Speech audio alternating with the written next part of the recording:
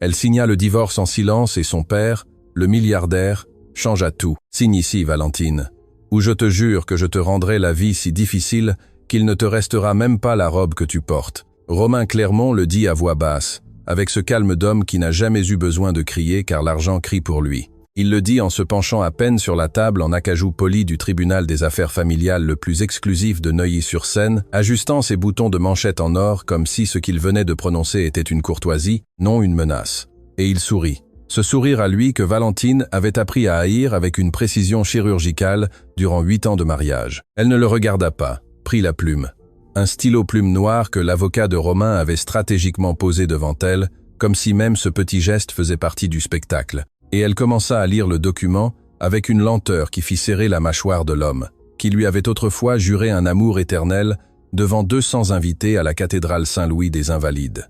Le tribunal des affaires familiales numéro 4 du district judiciaire de Neuilly-sur-Seine était, contrairement à ce que l'on pourrait attendre d'un bâtiment gouvernemental, un lieu de marbre travertin et de hauts plafonds et de lumière naturelle oblique et dorée, entrant par des baies vitrées de 2 mètres. C'était le genre de tribunal où les riches divorçaient sans être contraints de partager la salle d'attente avec le commun des mortels. Romain l'avait choisi lui-même, comme il choisissait tout. Assise face aux feuilles à en-tête, Valentine Dubois-Clermont, ainsi disaient encore les documents, ce nom de famille emprunté qui allait bientôt disparaître de son nom comme une tache qui cède enfin au savon. Elle semblait extraordinairement sereine pour une femme sur le point de signer la fin de sa vie telle qu'elle l'avait connue. Elle portait une robe tailleur couleur crème, simple, sans ornement, les cheveux relevés, sans bijoux, à l'exception de petites boucles d'oreilles en perles qui avaient appartenu à sa grand-mère.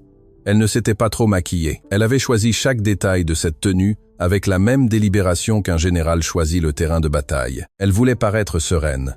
Elle voulait que lorsque Romain la regarderait, il ne trouve rien qu'il puisse interpréter comme une défaite. À sa droite se tenait Maître Fournier, son avocate, une femme petite aux cheveux noirs et aux yeux qui ne clignaient pas assez et qui avait passé les 3 dernières semaines à la préparer à ce moment avec un mélange de froideur professionnelle et de compassion contenue que Valentine avait apprécié plus qu'elle ne pourrait l'exprimer. 6 pages, murmura Maître Fournier à l'oreille de Valentine. Vous pouvez prendre tout le temps qu'il vous faut. Je sais lire, répondit Valentine, également à voix très basse. De l'autre côté de la longue table, Romain Clermont attendait avec la posture de celui qui est habitué à ce que les autres l'attendent. 49 ans, cheveux poivre et sel, coiffé en arrière avec un gel très discret, costume noir sur mesure qui devait coûter ce qu'un employé de son entreprise gagnait en 6 mois. Il restait un homme séduisant, de cette manière qu'ont certains hommes puissants, dont l'attraction ne vient pas du physique, mais de la certitude absolue avec laquelle ils se meuvent dans le monde. C'était le genre d'homme qui ne demande jamais la permission d'entrer quelque part, qui arrive toujours à l'heure parce que c'est lui qui gère le temps, qui, quand il parle, les gens écoutent même s'ils ne le veulent pas. 8 ans auparavant, Valentine avait cru que cette assurance était une force. Il lui fallut exactement 2 ans pour comprendre que c'était tout autre chose. À son côté se tenait Maître Dufresne, le meilleur avocat matrimonialiste d'Île-de-France, cravate bordeaux et montre à 5 000 €, qui avait structuré l'accord de divorce avec la précision d'un boucher expert. À Valentine reviendrait l'appartement du 16e arrondissement. Pas la maison de Neuilly, pas la maison de plage à Saint-Tropez, pas le chalet à Mégève, et une pension mensuelle pendant 3 ans qui, bien que généreuse en termes absolus, représentait moins d'1% du patrimoine consolidé des Clermont. Valentine avait tout examiné avec Maître Fournier. Elle savait exactement ce qui lui revenait et ce qui ne lui revenait pas. Et elle avait pris une décision que son avocate ne comprenait pas tout à fait, qui l'avait fait froncer les sourcils et demander 2 fois si elle était sûre. « Pourquoi ne nous battons-nous pas davantage ?» lui avait demandé Maître Fournier lors de leur dernière réunion privée. « Avec ce que nous avons, nous pourrions demander au moins 40% du patrimoine conjugal. Il y a des précédents. Je ne veux rien de lui, avait répondu Valentine. Je veux juste sortir. Et maintenant, elle était là, lisant les 16 pages calmement, sans hâte, tandis que Romain regardait sa montre pour la 3e fois en 10 minutes. Et Maître Dufresne griffonnait quelque chose dans son carnet avec l'expression ennuyée de quelqu'un qui préférerait être n'importe où ailleurs. Valentine arriva à la clause 14, la lut 2 fois, puis ferma les yeux 1 seconde, une seule, et les rouvrit. « Une question ?» demanda Maître Dufresne avec cette condescendance à peine dissimulée qu'il avait perfectionnée au fil des décennies à traiter avec des femmes qu'il considérait, au fond, comme des personnages secondaires dans les drames de ses clients masculins. « Aucune » dit Valentine. Elle décapsula le stylo et signa. Ce ne fut pas un geste dramatique. Il n'y eut pas de tremblement dans sa main.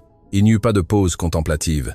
Il n'y eut pas un dernier long regard à son bientôt ex-mari. Elle signa avec la même efficacité que l'on signe un bordereau de livraison, page par page, dans chaque espace indiqué, sans en sauter aucun, sans se tromper dans aucun. Quand elle eut fini, elle posa doucement la plume sur la table et croisa les mains sur ses genoux. « C'est fait », dit-elle. Romain l'observa un instant avec quelque chose que Valentine ne sut pas déchiffrer entièrement. Ce n'était pas exactement du triomphe.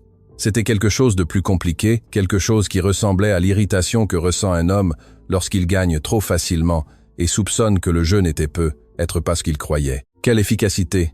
dit-il finalement avec ce demi-sourire. « J'ai appris des meilleurs », répondit Valentine. Elle se leva, prit son sac, un petit sac en cuir marron, sans marque visible, sans prétention, et attendit que maître Fournier ramasse ses documents.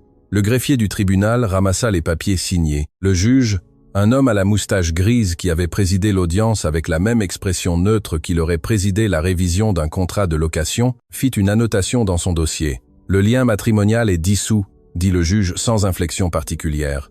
La séance est levée. Valentine hocha la tête comme si elle venait d'entendre le bulletin météo. Elle marcha vers la porte sans regarder en arrière. Ce fut Romain qui parla le premier alors qu'elle avait déjà la main sur le cadre de la porte en bois sombre et vert dépoli. Il le dit sans se lever, sans élever la voix, avec ce confort de celui qui sait qu'il peut se permettre la cruauté, car personne dans cette salle ne va le contredire. « Hé, Valentine !» Elle s'arrêta, mais ne se retourna pas. « J'ai toujours su que tu n'étais personne, » dit-il. « Juste un joli visage qui a eu de la chance que je la remarque. J'espère que l'appartement du 16e te suffira pour vivre, car sans mon nom, tu n'es absolument rien dans cette ville. » Le silence qui suivit dura exactement 4 secondes. Valentine les compta, puis poussa la porte et sortit. Dehors, dans le couloir de marbre qui sentait le bois ciré et les vieux dossiers, maître Fournier la rejoignit, ses talons claquant sur le sol poli. « Ça va ?» lui demanda-t-elle à voix basse, avec la discrétion de celle qui sait que dans ces couloirs les murs entendent parfaitement. « Parfaitement », dit Valentine. Et c'était vrai, ou quelque chose de très proche de la vérité, car ce qu'elle ressentait à ce moment-là n'était pas exactement de la douleur, ni du soulagement non plus. C'était quelque chose de plus proche du silence qui suit une longue tempête. Ce silence humide et propre qui annonce que le pire est passé et que ce qui viendra ensuite, quoi que ce soit, sera au moins différent. Elles sortirent par la porte principale du tribunal vers un après-midi d'octobre qui sentait la terre mouillée. Le ciel au-dessus de Paris avait ce gris argenté qu'ont les ciels de montagne avant la pluie, avec les lointaines collines de l'Île-de-France en arrière-plan comme un rappel permanent que certaines choses ne bougent pas, ne changent pas, restent là, peu importe ce que les êtres humains font de leur mariage, de leur papier signé et de leur cœur brisé. Valentine respira l'air froid, ferma les yeux un instant. Quelque part dans cette ville, dans une clinique privée qui sentait les fleurs blanches et le silence coûteux, un homme de 81 ans regardait par la fenêtre de sa chambre. Un homme qui n'avait pas parlé à sa fille depuis 8 ans. Un homme dont le nom, s'il était prononcé à voix haute dans n'importe quelle salle de réunion d'affaires à Paris, ferait que les gens se lèveraient sans même savoir exactement pourquoi. Un homme qui, ce matin même, avait demandé à son assistant personnel de trouver l'adresse de Valentine Dubois, sa fille, la seule personne au monde à qui il devait encore quelque chose. Valentine ne le savait pas encore, mais elle était sur le point de le découvrir. La vérité cachée, il y a des secrets que l'on garde par orgueil, il y en a d'autres que l'on garde par amour, et il y en a certains, les plus dangereux, les plus lourds, ceux qui font le plus mal lorsqu'ils sont enfin révélés, que l'on garde pour les deux raisons à la fois, enchevêtrés comme des racines sous la terre, impossible à séparer sans détruire tout le reste. Le secret de Valentine Dubois était de ce troisième type. Personne dans la vie de Romain Clermont, ni sa mère, Madame Eugénie, qui avait traité Valentine avec la courtoisie froide que l'on réserve à un meuble qui ne convint pas tout à fait dans le salon, ni son frère François, qui la regardait avec ce mélange de mépris et de désir qu'ont certains hommes qui n'ont jamais appris à respecter ce qu'ils ne peuvent pas avoir, ni ses partenaires de bridge, ni ses amis du club, ni son avocat matrimonialiste à la cravate bordeaux. Personne ne savait qui était réellement la femme que Romain avait épousée un après-midi de mai, 8 ans auparavant. Personne ne savait que Valentine n'avait pas le nom Dubois parce qu'elle était la fille d'une famille quelconque. Elle l'avait parce qu'elle était la fille de monsieur Aurélien Lefebvre. Le monsieur Aurélien Lefebvre, l'homme qui avait bâti de zéro le groupe Lefebvre, un conglomérat de 43 entreprises réparties dans les secteurs de la fabrication d'acier, de la logistique nationale, de l'énergie solaire et de l'immobilier industriel, qui totalisaient ensemble un patrimoine estimé avec discrétion, car M. Aurélien était de ceux qui préféraient que leurs chiffres ne circulent pas trop à quelque chose comme 4 milliards d'euros. 4 milliards. Le genre de chiffre qui n'entre pas facilement dans la tête et qui, lorsqu'il y entre, réorganise complètement la manière dont on regarde les gens qui nous entourent. Monsieur Aurélien Lefebvre était né dans un petit village en Auvergne, fils d'un mécanicien de camion et d'une institutrice. À 16 ans, il avait commencé à vendre des pièces de rechange d'occasion au marché municipal. À 23 ans, il avait sa première distribution.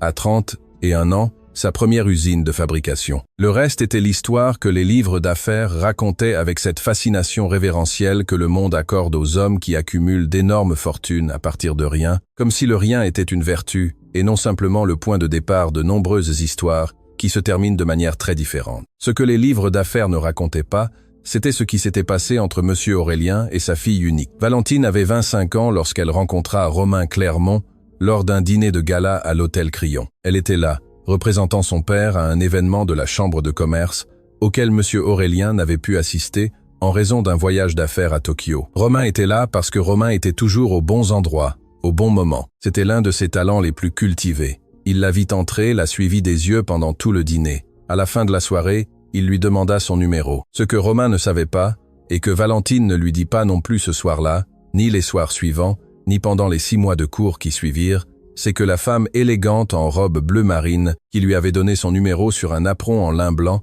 était l'héritière directe de l'un des plus grands patrimoines du nord-est de la France. Pourquoi ne l'avait-elle pas dit? C'était une question que Valentine s'était posée de nombreuses fois au fil des ans, surtout dans les moments les plus sombres du mariage, lorsqu'elle se demandait ce qui aurait changé et ce qui serait resté pareil si, dès le début, Romain avait su toute la vérité. La réponse honnête était compliquée. En partie, c'était par précaution. Valentine avait grandi en voyant le nom de son père fonctionner comme un aimant qui attirait le mauvais type d'attention. Des hommes qui voulaient être près d'elle non pour qui elle était, mais pour ce qu'elle représentait.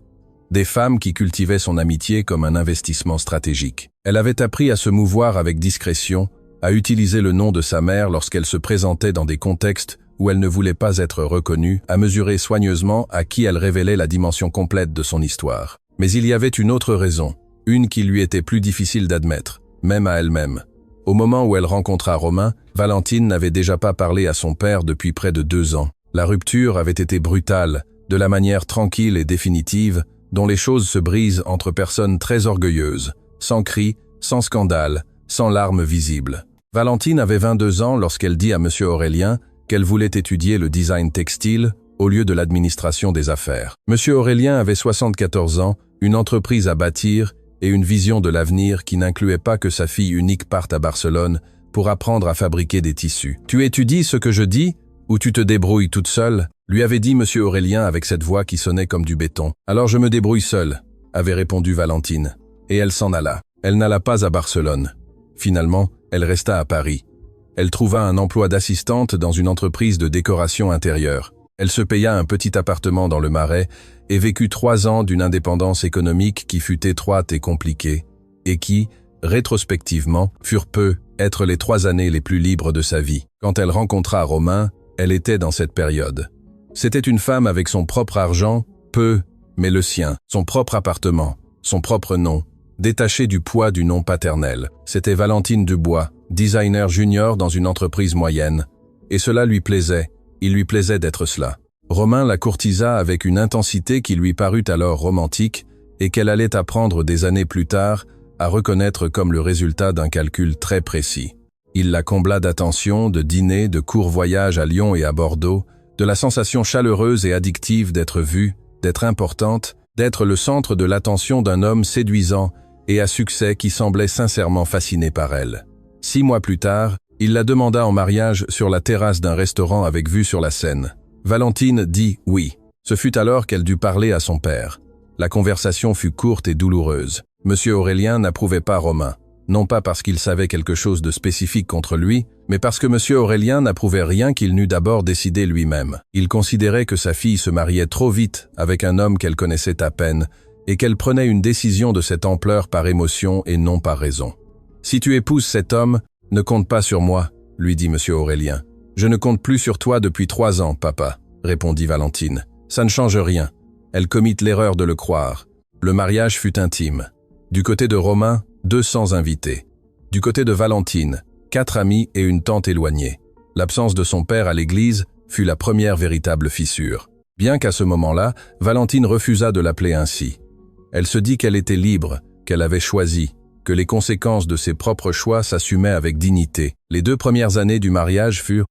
Romain était attentif quand cela lui convenait. Ce que Valentine découvrit progressivement, d'abord avec confusion, puis avec clarté, et enfin avec une résignation qu'elle a honte de se rappeler, c'est que pour Romain, elle était fondamentalement un accessoire, une femme belle, bien élevée, sans drame familial visible, car il ne savait rien de son père, qui remplissait à la perfection le rôle d'épouse décorative que le manuel implicite de la famille Clermont exigeait. Il ne la frappa jamais, ne la trompa jamais de manière prouvée, mais il la réduisit avec de petits commentaires, avec des silences stratégiques, avec la manière dont il parlait de ses opinions devant d'autres, avec la manière dont il prenait des décisions qui l'affectaient sans la consulter, puis la regardait comme si la consultation était une formalité qu'il avait oublié de mentionner qu'il n'allait pas effectuer. 8 ans, c'est beaucoup de temps pour qu'une personne intelligente ne voit pas ce qu'elle a devant elle. Mais Valentine le vit.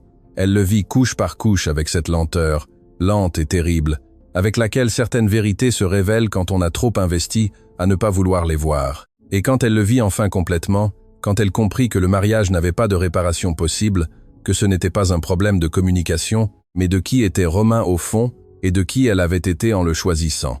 Elle alla chercher Maître Fournier. Ce qu'elle ne fit jamais pendant tout ce temps, ce fut appeler son père. L'orgueil est un animal étrange. Il peut vous maintenir debout quand tout le reste échoue. Mais il peut aussi vous maintenir isolé quand ce dont vous avez besoin est exactement le contraire d'être seul. Valentine avait construit sa vie sur la prémisse qu'elle n'avait pas besoin de M. Aurélien, qu'elle était parfaitement capable de résoudre ses propres problèmes, que le prix qu'elle avait payé pour son indépendance, la distance de son père, le silence de 8 ans valaient ce qu'il lui avait acheté.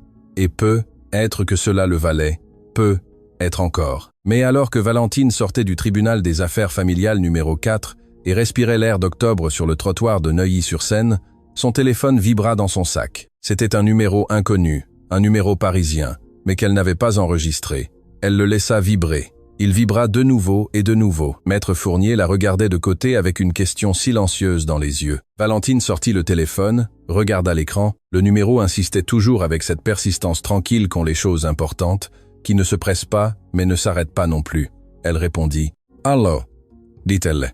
De l'autre côté, il y eut un silence de 2 secondes, puis une voix que Valentine n'avait pas entendue depuis 8 ans, mais qu'elle reconnut à l'instant même où elle lui parvint, comme on reconnaît certaines choses que le corps garde, même si l'esprit décide de les oublier. L'odeur de l'enfance, le goût de quelque chose qu'on mangeait enfant, la voix du premier homme, qui nous a fait sentir que le monde était un endroit qui en valait la peine. Raclement de gorge, la voix de son père. « Valentine », dit M. Aurélien Lefebvre, et dans ce seul mot, son nom, prononcé avec cette voix de béton et de montagne qu'elle se souvenait. Il y avait quelque chose qui, depuis 8 ans, n'avait pas été là. Une fragilité, une petite mais réelle fissure, comme une crevasse dans un mur qui semblait solide. Valentine s'arrêta sur le trottoir. Le vent froid d'octobre déplaça une mèche de cheveux sur sa joue. « Papa », répondit-elle, et sa propre voix lui parut étrange, raclement de gorge comme si elle avait été enfermée dans un tiroir intérieur et ne se souvenait que maintenant comment l'utiliser. « J'ai besoin de te voir. » Raclement de gorge, dit M. Aurélien. « Aujourd'hui, si tu peux, c'est important. » Valentine regarda le ciel gris au-dessus des collines. Elle pensa à l'appartement du 16e où elle devrait retourner ce soir. Elle pensa aux 8 ans. Elle pensa à Romain lui disant que, sans son nom, elle n'était personne dans cette ville. « Où es-tu » demanda-t-elle. Et M. Aurélien lui donna une adresse qui n'était ni sa maison ni son bureau. C'était une clinique privée dans la commune de Neuilly-sur-Seine. Une clinique au nom discret et sans grande enseigne sur la façade, du genre qui existe précisément pour que les personnes ayant suffisamment d'argent puissent être malades sans que personne ne le sache. Valentine comprit au moment où son père lui donna cette adresse que quelque chose avait changé, que l'appel n'était pas une réconciliation dominicale, n'était pas le prélude d'un sermon, ni une négociation déguisée en affection. C'était quelque chose de différent, quelque chose de plus urgent. Elle appela un taxi et demanda à Maître Fournier de l'excuser. Elle monta dans la voiture. Alors que la voiture avançait sur l'avenue Foch vers le sud, Valentine regardait par la fenêtre les arbres d'octobre, leurs feuilles commençant à changer de couleur, et sentait quelque part, entre la poitrine et l'estomac, ce type particulier de vertige que l'on ressent lorsque l'on comprend que la vie, sans demander la permission, vient de prendre un virage. Le taxi mit 10 à 7 minutes. Elle les compta toutes. Le retour du père, la clinique Saint-Honoré n'avait pas d'enseigne lumineuse. Elle n'avait pas de réceptionniste en uniforme, voyant ni d'écran de télévision dans la salle d'attente. Elle avait, en revanche, des fleurs blanches dans chaque couloir, des gardénias, toujours des gardénias, car quelqu'un qui connaissait les patients riches savait que les gardénias sentent le calme et non l'hôpital, et une discrétion si parfaitement calibrée que l'on pouvait passer 100 fois devant la façade en pierre de taille grise sans soupçonner ce qu'il y avait à l'intérieur. Valentine entra et donna le nom de son père à la réception. La femme derrière le comptoir, jeune, sereine, avec le sourire entraîné de celle qui sait que le plus grand service qu'elle peut rendre est de ne pas poser de questions, tapa quelque chose sur son ordinateur. Elle hocha la tête et appela un infirmier qui apparut en 30 secondes exactement et conduisit Valentine par un couloir moquetté de gris clair vers l'aile sud du 2e étage. L'infirmier s'arrêta devant la porte de la chambre 214. Il frappa doucement 2 fois avec les phalanges. Raclement de gorge, il attendit. « Entrez !» dit la voix de l'intérieur, et Valentine poussa la porte. Monsieur Aurélien Lefebvre était assis dans le fauteuil près de la fenêtre, non sur le lit. Ce détail fut la première chose que Valentine remarqua, et ce fut aussi, sans qu'elle puisse expliquer exactement pourquoi, ce qui la soulagea le plus. Un homme assis dans le fauteuil est encore un homme qui a le contrôle de l'endroit où il pose son corps. Un homme au lit est autre chose. Il avait 81 ans, et les portait avec la dignité sévère des hommes qui ont trop travaillé pour apprendre à vieillir avec grâce, mais qui ont accumulé suffisamment de caractère pour que la vieillesse ne les diminue pas. Il était grand, bien que maintenant sa taille se remarquât davantage dans sa façon de s'asseoir que dans les centimètres réels. Il avait les cheveux complètement blancs, coupés très courts, et de grandes mains noueuses qui reposaient sur les bras du fauteuil avec une quiétude qui lui était difficile. Cela se voyait, il portait un pantalon de costume et une chemise boutonnée sans cravate, comme s'il avait refusé de porter une blouse d'hôpital par principe. Ses yeux étaient les mêmes. Ce fut la deuxième chose que Valentine remarqua. Les yeux de monsieur Aurélien Lefebvre, sombres, directs, avec cette habitude de regarder qu'ont les hommes qui ont passé des décennies à évaluer des situations et des personnes en fractions de secondes, étaient exactement les mêmes que dans ses souvenirs. Le temps avait modifié beaucoup de choses chez cet homme, mais il n'avait pas touché ses yeux. Ils se regardèrent. 8 ans de silence occupent un espace physique dans une pièce. Valentine le sentit comme quelque chose de tangible, presque comme une pression sur sa poitrine, lorsqu'elle franchit le seuil et ferma la porte derrière elle. « Assieds-toi », dit monsieur Aurélien. Ce n'était pas une requête, ce n'était pas non plus exactement un ordre. C'était la manière dont cet homme avait toujours parlé, du centre de la conviction que les choses devaient être faites d'une certaine manière et qu'il avait la responsabilité d'indiquer laquelle. Valentine s'assit sur la chaise en face de lui, posa son sac sur ses genoux, attendit. Monsieur Aurélien l'étudia un long moment. Il parcourut son visage avec ce regard qu'elle se souvenait de l'enfance, quand son père la regardait avant de prendre toute décision importante, comme s'il mesurait quelque chose qui ne se mesurait pas avec des instruments. « Tu es plus mince, dit-il finalement. »« J'ai été marié 8 ans, répondit Valentine.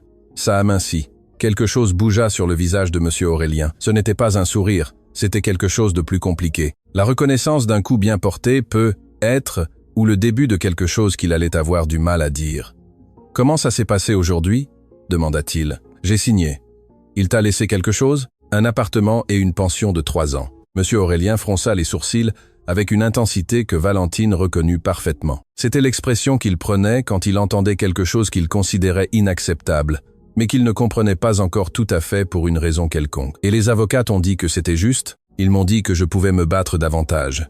J'ai choisi de ne pas le faire. Pourquoi ?» Valentine le regarda directement. 8 ans auparavant, elle aurait détourné les yeux. Plus maintenant. Parce que je ne voulais rien qui vienne de lui, pas un centime, pas un meuble, pas un demi-mètre carré, rien. Je voulais sortir propre.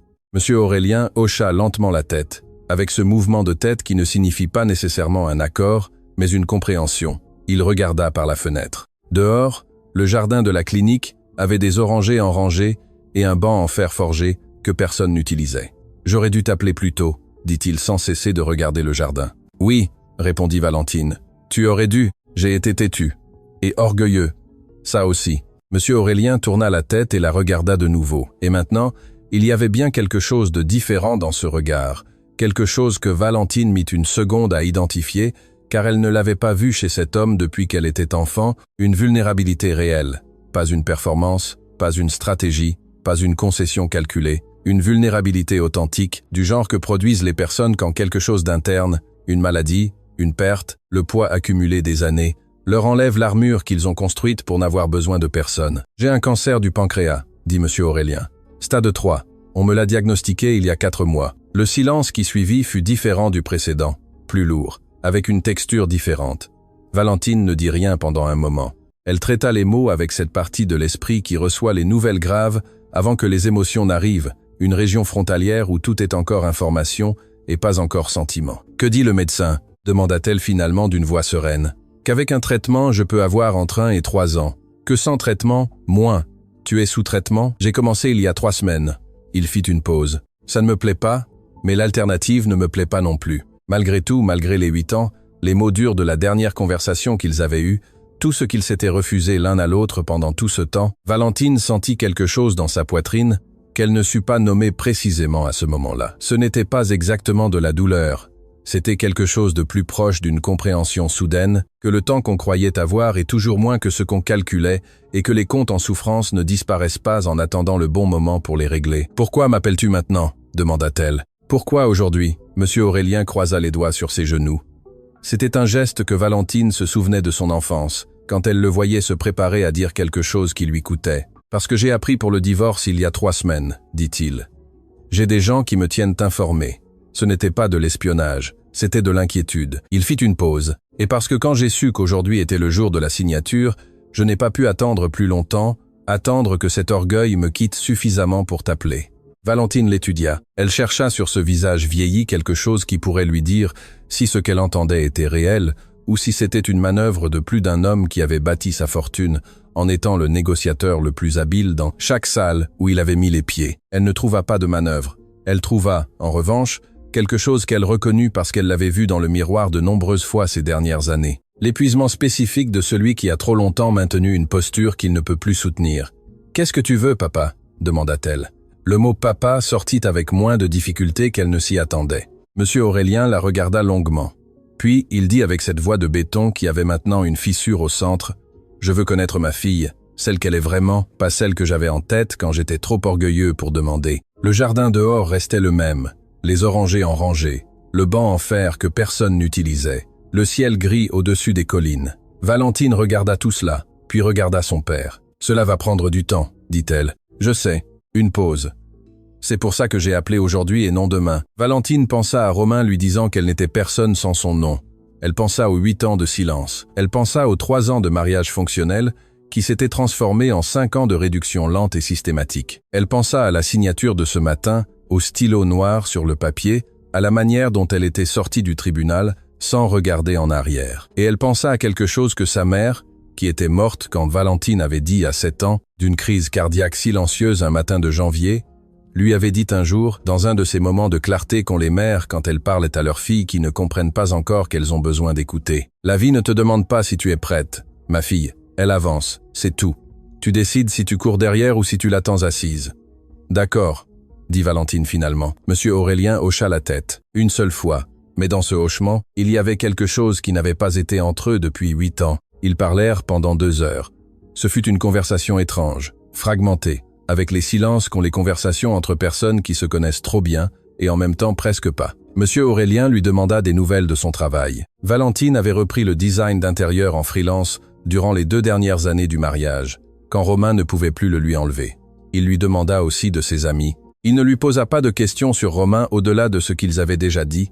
Ce qu'il savait était suffisant. Valentine, à son tour, lui posa des questions sur les médecins, le traitement, comment il se sentait physiquement. Monsieur Aurélien répondit avec la brièveté d'un homme qui n'est pas habitué à parler de son corps comme si c'était quelque chose qui pouvait le trahir. Ce fut vers la fin de la visite, alors que Valentine ramassait déjà son sac et que l'après-midi dehors s'était assombri jusqu'à ce bleu profond qu'ont les ciels d'octobre à Paris, avant que la nuit ne tombe tout à fait, que Monsieur Aurélien dit quelque chose qui ne semblait pas calculé, mais qui, rétrospectivement, allait tout changer.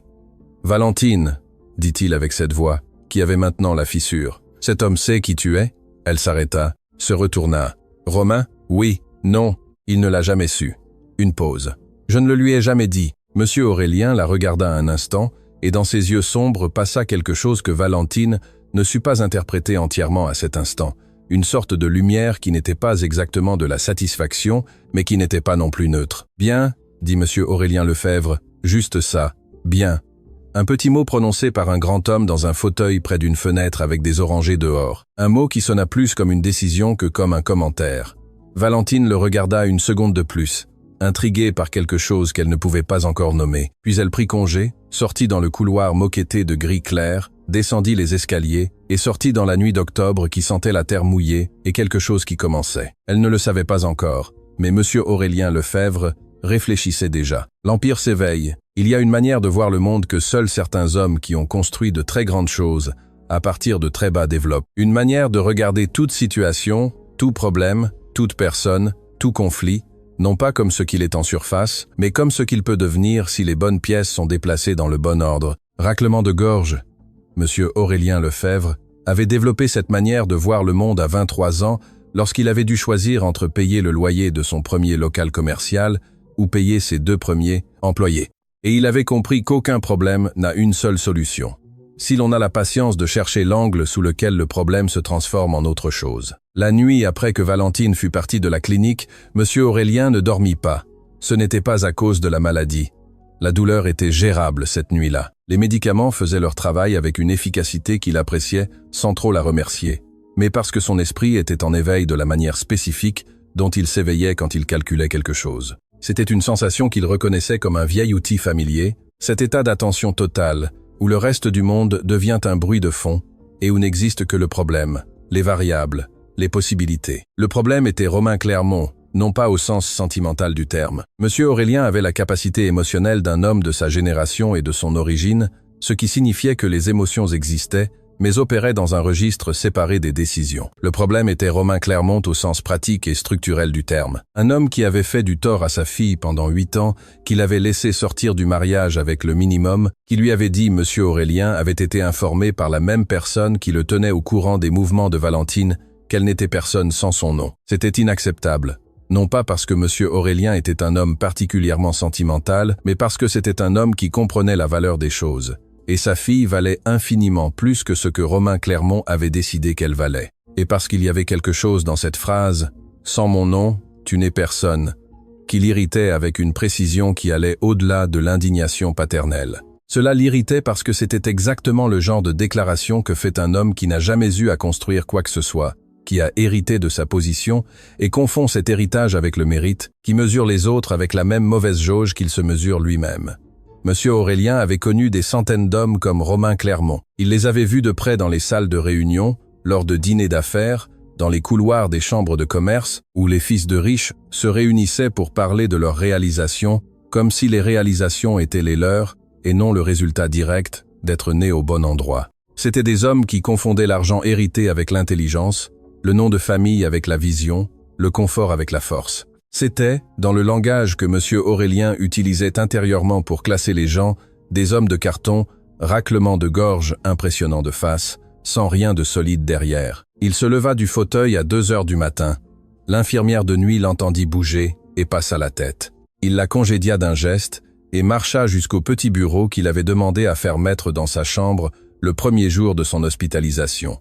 Car M. Aurélien Lefebvre, sans bureau, était comme un oiseau sans branche, techniquement possible, mais visiblement mal à l'aise.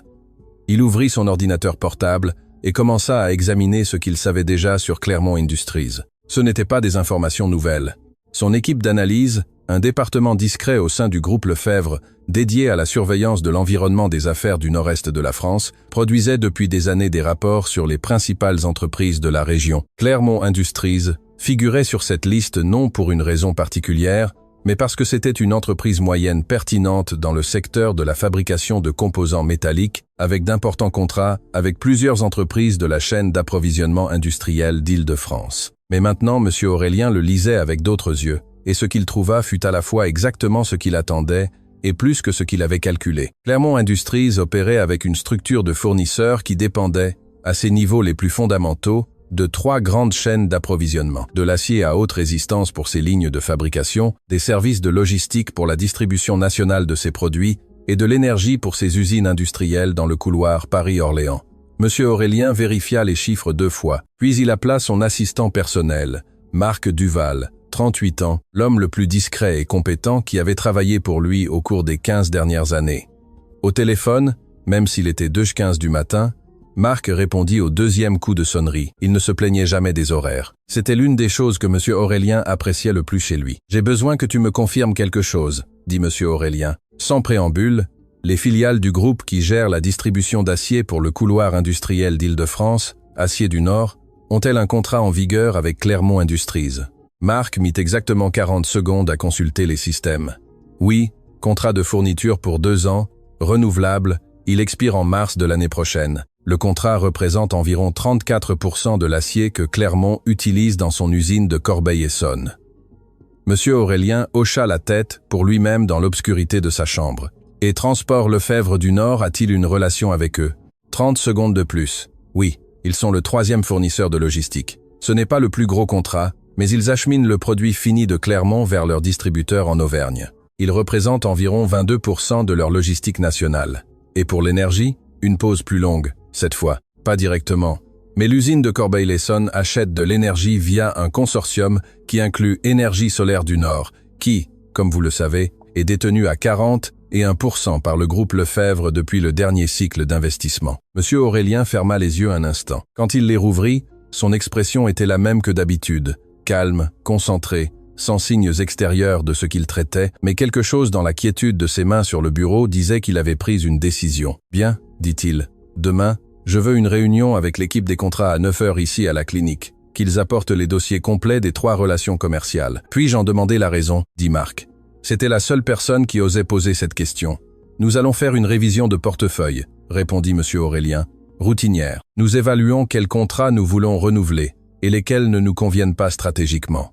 Marc garda le silence une seconde. Il connaissait trop bien cet homme pour croire que quelque chose était routinier quand une réunion était convoquée à 2 heures du matin. À 9 heures, ils seront là, dit-il simplement. Monsieur Aurélien raccrocha, se recoucha dans le fauteuil près de la fenêtre. Le jardin dehors était sombre et calme, seuls les orangers visibles comme des ombres pâles sous la lumière du jardin. Il pensa à Valentine sortant du tribunal ce matin-là. Il pensa aux 8 ans de silence entre eux deux. Il pensa à ce que ce temps avait gaspillé, à ce qu'il n'avait pas été là pour voir, aux choses que sa fille avait dû affronter seule, parce qu'ils avaient été tous les deux trop semblables, trop orgueilleux, trop sûrs d'avoir raison, pour céder les premiers. Et il pensa à Romain Clermont dans son costume noir sur mesure, disant à Valentine que sans son nom, elle n'était personne. Il y avait une ironie dans tout cela que monsieur Aurélien trouva dans l'obscurité de 2 heures du matin, presque géométriquement parfaite. L'homme qui avait humilié sa fille, croyant qu'elle n'était personne, n'avait aucune idée qu'il avait été soutenu pendant 8 ans, en partie par l'argent du père de cette femme, que l'acier qu'il utilisait pour fabriquer ses composants venait d'une entreprise de monsieur Aurélien, que les camions qui transportaient ces produits à travers le pays étaient, dans une fraction significative, des camions du groupe Lefebvre, que l'énergie qui alimentait ces usines passait en partie par un réseau où l'argent de monsieur Aurélien détenait 41%. Il n'avait pas planifié cela ainsi. C'était une simple géométrie du marché. Quand on a des entreprises dans tant de secteurs de l'économie régionale, les points de contact avec d'autres entreprises sont inévitables, invisibles, constants. Mais maintenant qu'il les voyait, il ne pouvait s'empêcher d'apprécier l'élégance de la chose. La réunion de 9 heures fut exacte et efficace. Marc arriva avec 2 directeurs de secteur et les dossiers complets. Monsieur Aurélien les écouta, posa des questions précises, examina les clauses des contrats avec cette attention aux détails qu'il n'avait pas perdu avec les années, ni avec la maladie. À la fin de la réunion, il donna des instructions. Aucune d'entre elles ne sonnait, dans le langage froid et technique des affaires, comme une vengeance. Il demanda à Marc d'entamer un processus de révision stratégique de tous les contrats de fourniture que le groupe Lefebvre avait avec des entreprises du secteur manufacturier dans le couloir d'Île-de-France. C'était une mesure parfaitement raisonnable, du genre que tout grand conglomérat fait périodiquement pour optimiser son portefeuille. Il demanda au directeur d'Acier du Nord d'évaluer l'opportunité de renouveler le contrat avec Clermont Industries à son expiration en mars, considérant qu'ils avaient identifié d'autres clients potentiels avec un volume plus important et de meilleures marges. Il demanda au directeur des transports de revoir l'efficacité des routes en Auvergne et d'envisager de réaffecter des capacités vers des contrats plus rentables. Tout parfaitement raisonnable, tout parfaitement documenté, tout parfaitement invisible pour ce que c'était réellement. Seul Marc, qui le connaissait depuis 15 ans, remarqua quelque chose en sortant de la réunion. Son patron, qui terminait normalement les réunions avec la même expression neutre qu'il les commençait, en sortit avec quelque chose de différent dans les yeux. Ce n'était pas exactement de la satisfaction, c'était quelque chose de plus proche de ce qu'a un joueur d'échecs quand il voit clairement 3 coups avant qu'ils ne se produisent. Comment la partie allait-elle se terminer? Marc ne posa pas la question. Il ne posait jamais de questions quand le patron avait cette expression. Pendant ce temps, dans les bureaux de Clermont Industries, Dans la tour Eiffel du centre de la Défense, Romain Clermont passait son premier jour d'homme divorcé avec le confort tranquille de celui qui sent qu'un poids lui a été enlevé. Il déjeuna avec son frère François au restaurant de l'hôtel du président. Il examina les chiffres du trimestre avec son directeur financier. De bons chiffres, comme toujours. L'entreprise allait bien, il répondit au message, signa des documents. Il ne pensa à Valentine pas plus de 2 fois. La première pour se rappeler avec satisfaction l'expression de son visage en signant. La seconde, pour noter avec une légère irritation que sa signature sur les documents du divorce était toujours Valentine Dubois et non Valentine Clermont, comme si le nom n'avait jamais été complètement le sien. Il ne savait pas qu'à 180 mètres de son bureau, dans une clinique en pierre de taille grise avec des orangers dans le jardin, un homme de 81 ans, atteint d'un cancer du pancréas et possédant 4 milliards d'euros, venait de commencer à déplacer des pièces. Il ne savait pas encore que le nom qu'il avait méprisé était exactement le nom qui allait le détruire. L'humiliation publique, 3 semaines après le divorce. Paris avait cette température sèche et lumineuse de novembre, qui rend tout plus net qu'il ne l'est. Les collines plus proches, les couleurs plus vives, la lumière plus honnête. C'était le genre d'après-midi où la ville semble belle de l'extérieur et compliquée de l'intérieur, ce qui était plus ou moins ce qu'elle avait toujours été. L'événement était le gala annuel de la Fondation d'entreprise du Nord-Est, célébré dans le grand salon de l'hôtel Ritz de Paris. C'était l'un de ces événements qui, à Paris, fonctionne comme un thermomètre social. Si vous êtes invité, vous comptez. Si vous êtes à la table d'honneur, vous comptez beaucoup. Si vous n'y êtes pas, les gens le remarquent et le commentent avec cette discrétion aiguisée qu'a la haute société parisienne pour enregistrer les absences significatives. Valentine était là parce que l'avait invitée Sophie Garmendia, son amie de 20 ans, créatrice de bijoux artisanaux, avec son propre atelier dans le quartier de Saint-Germain, et la seule personne du cercle social que Valentine avait conservé sans filtre ni négociation durant le mariage. Sophie avait insisté avec un mélange d'affection et de pragmatisme que Valentine reconnaissait comme l'un de ses attributs les plus précieux. Tu ne peux pas rester enfermé dans ton appartement du 16e à lire et à te consumer le reste de ta vie. Sors, montre-toi, qu'on te voit bien. Je n'ai pas besoin qu'on me voie. Être pas, mais tu as besoin de te rappeler que tu existes au-delà de ce mariage. Valentine avait cédé parce qu'au fond, elle savait que Sophie avait raison et parce qu'il y avait quelque chose dans l'idée d'apparaître en public, bien habillée, sereine, sous son propre nom, qui lui semblait non pas exactement nécessaire, mais en quelque sorte une forme d'affirmation. Elle arriva avec Sophie à 25.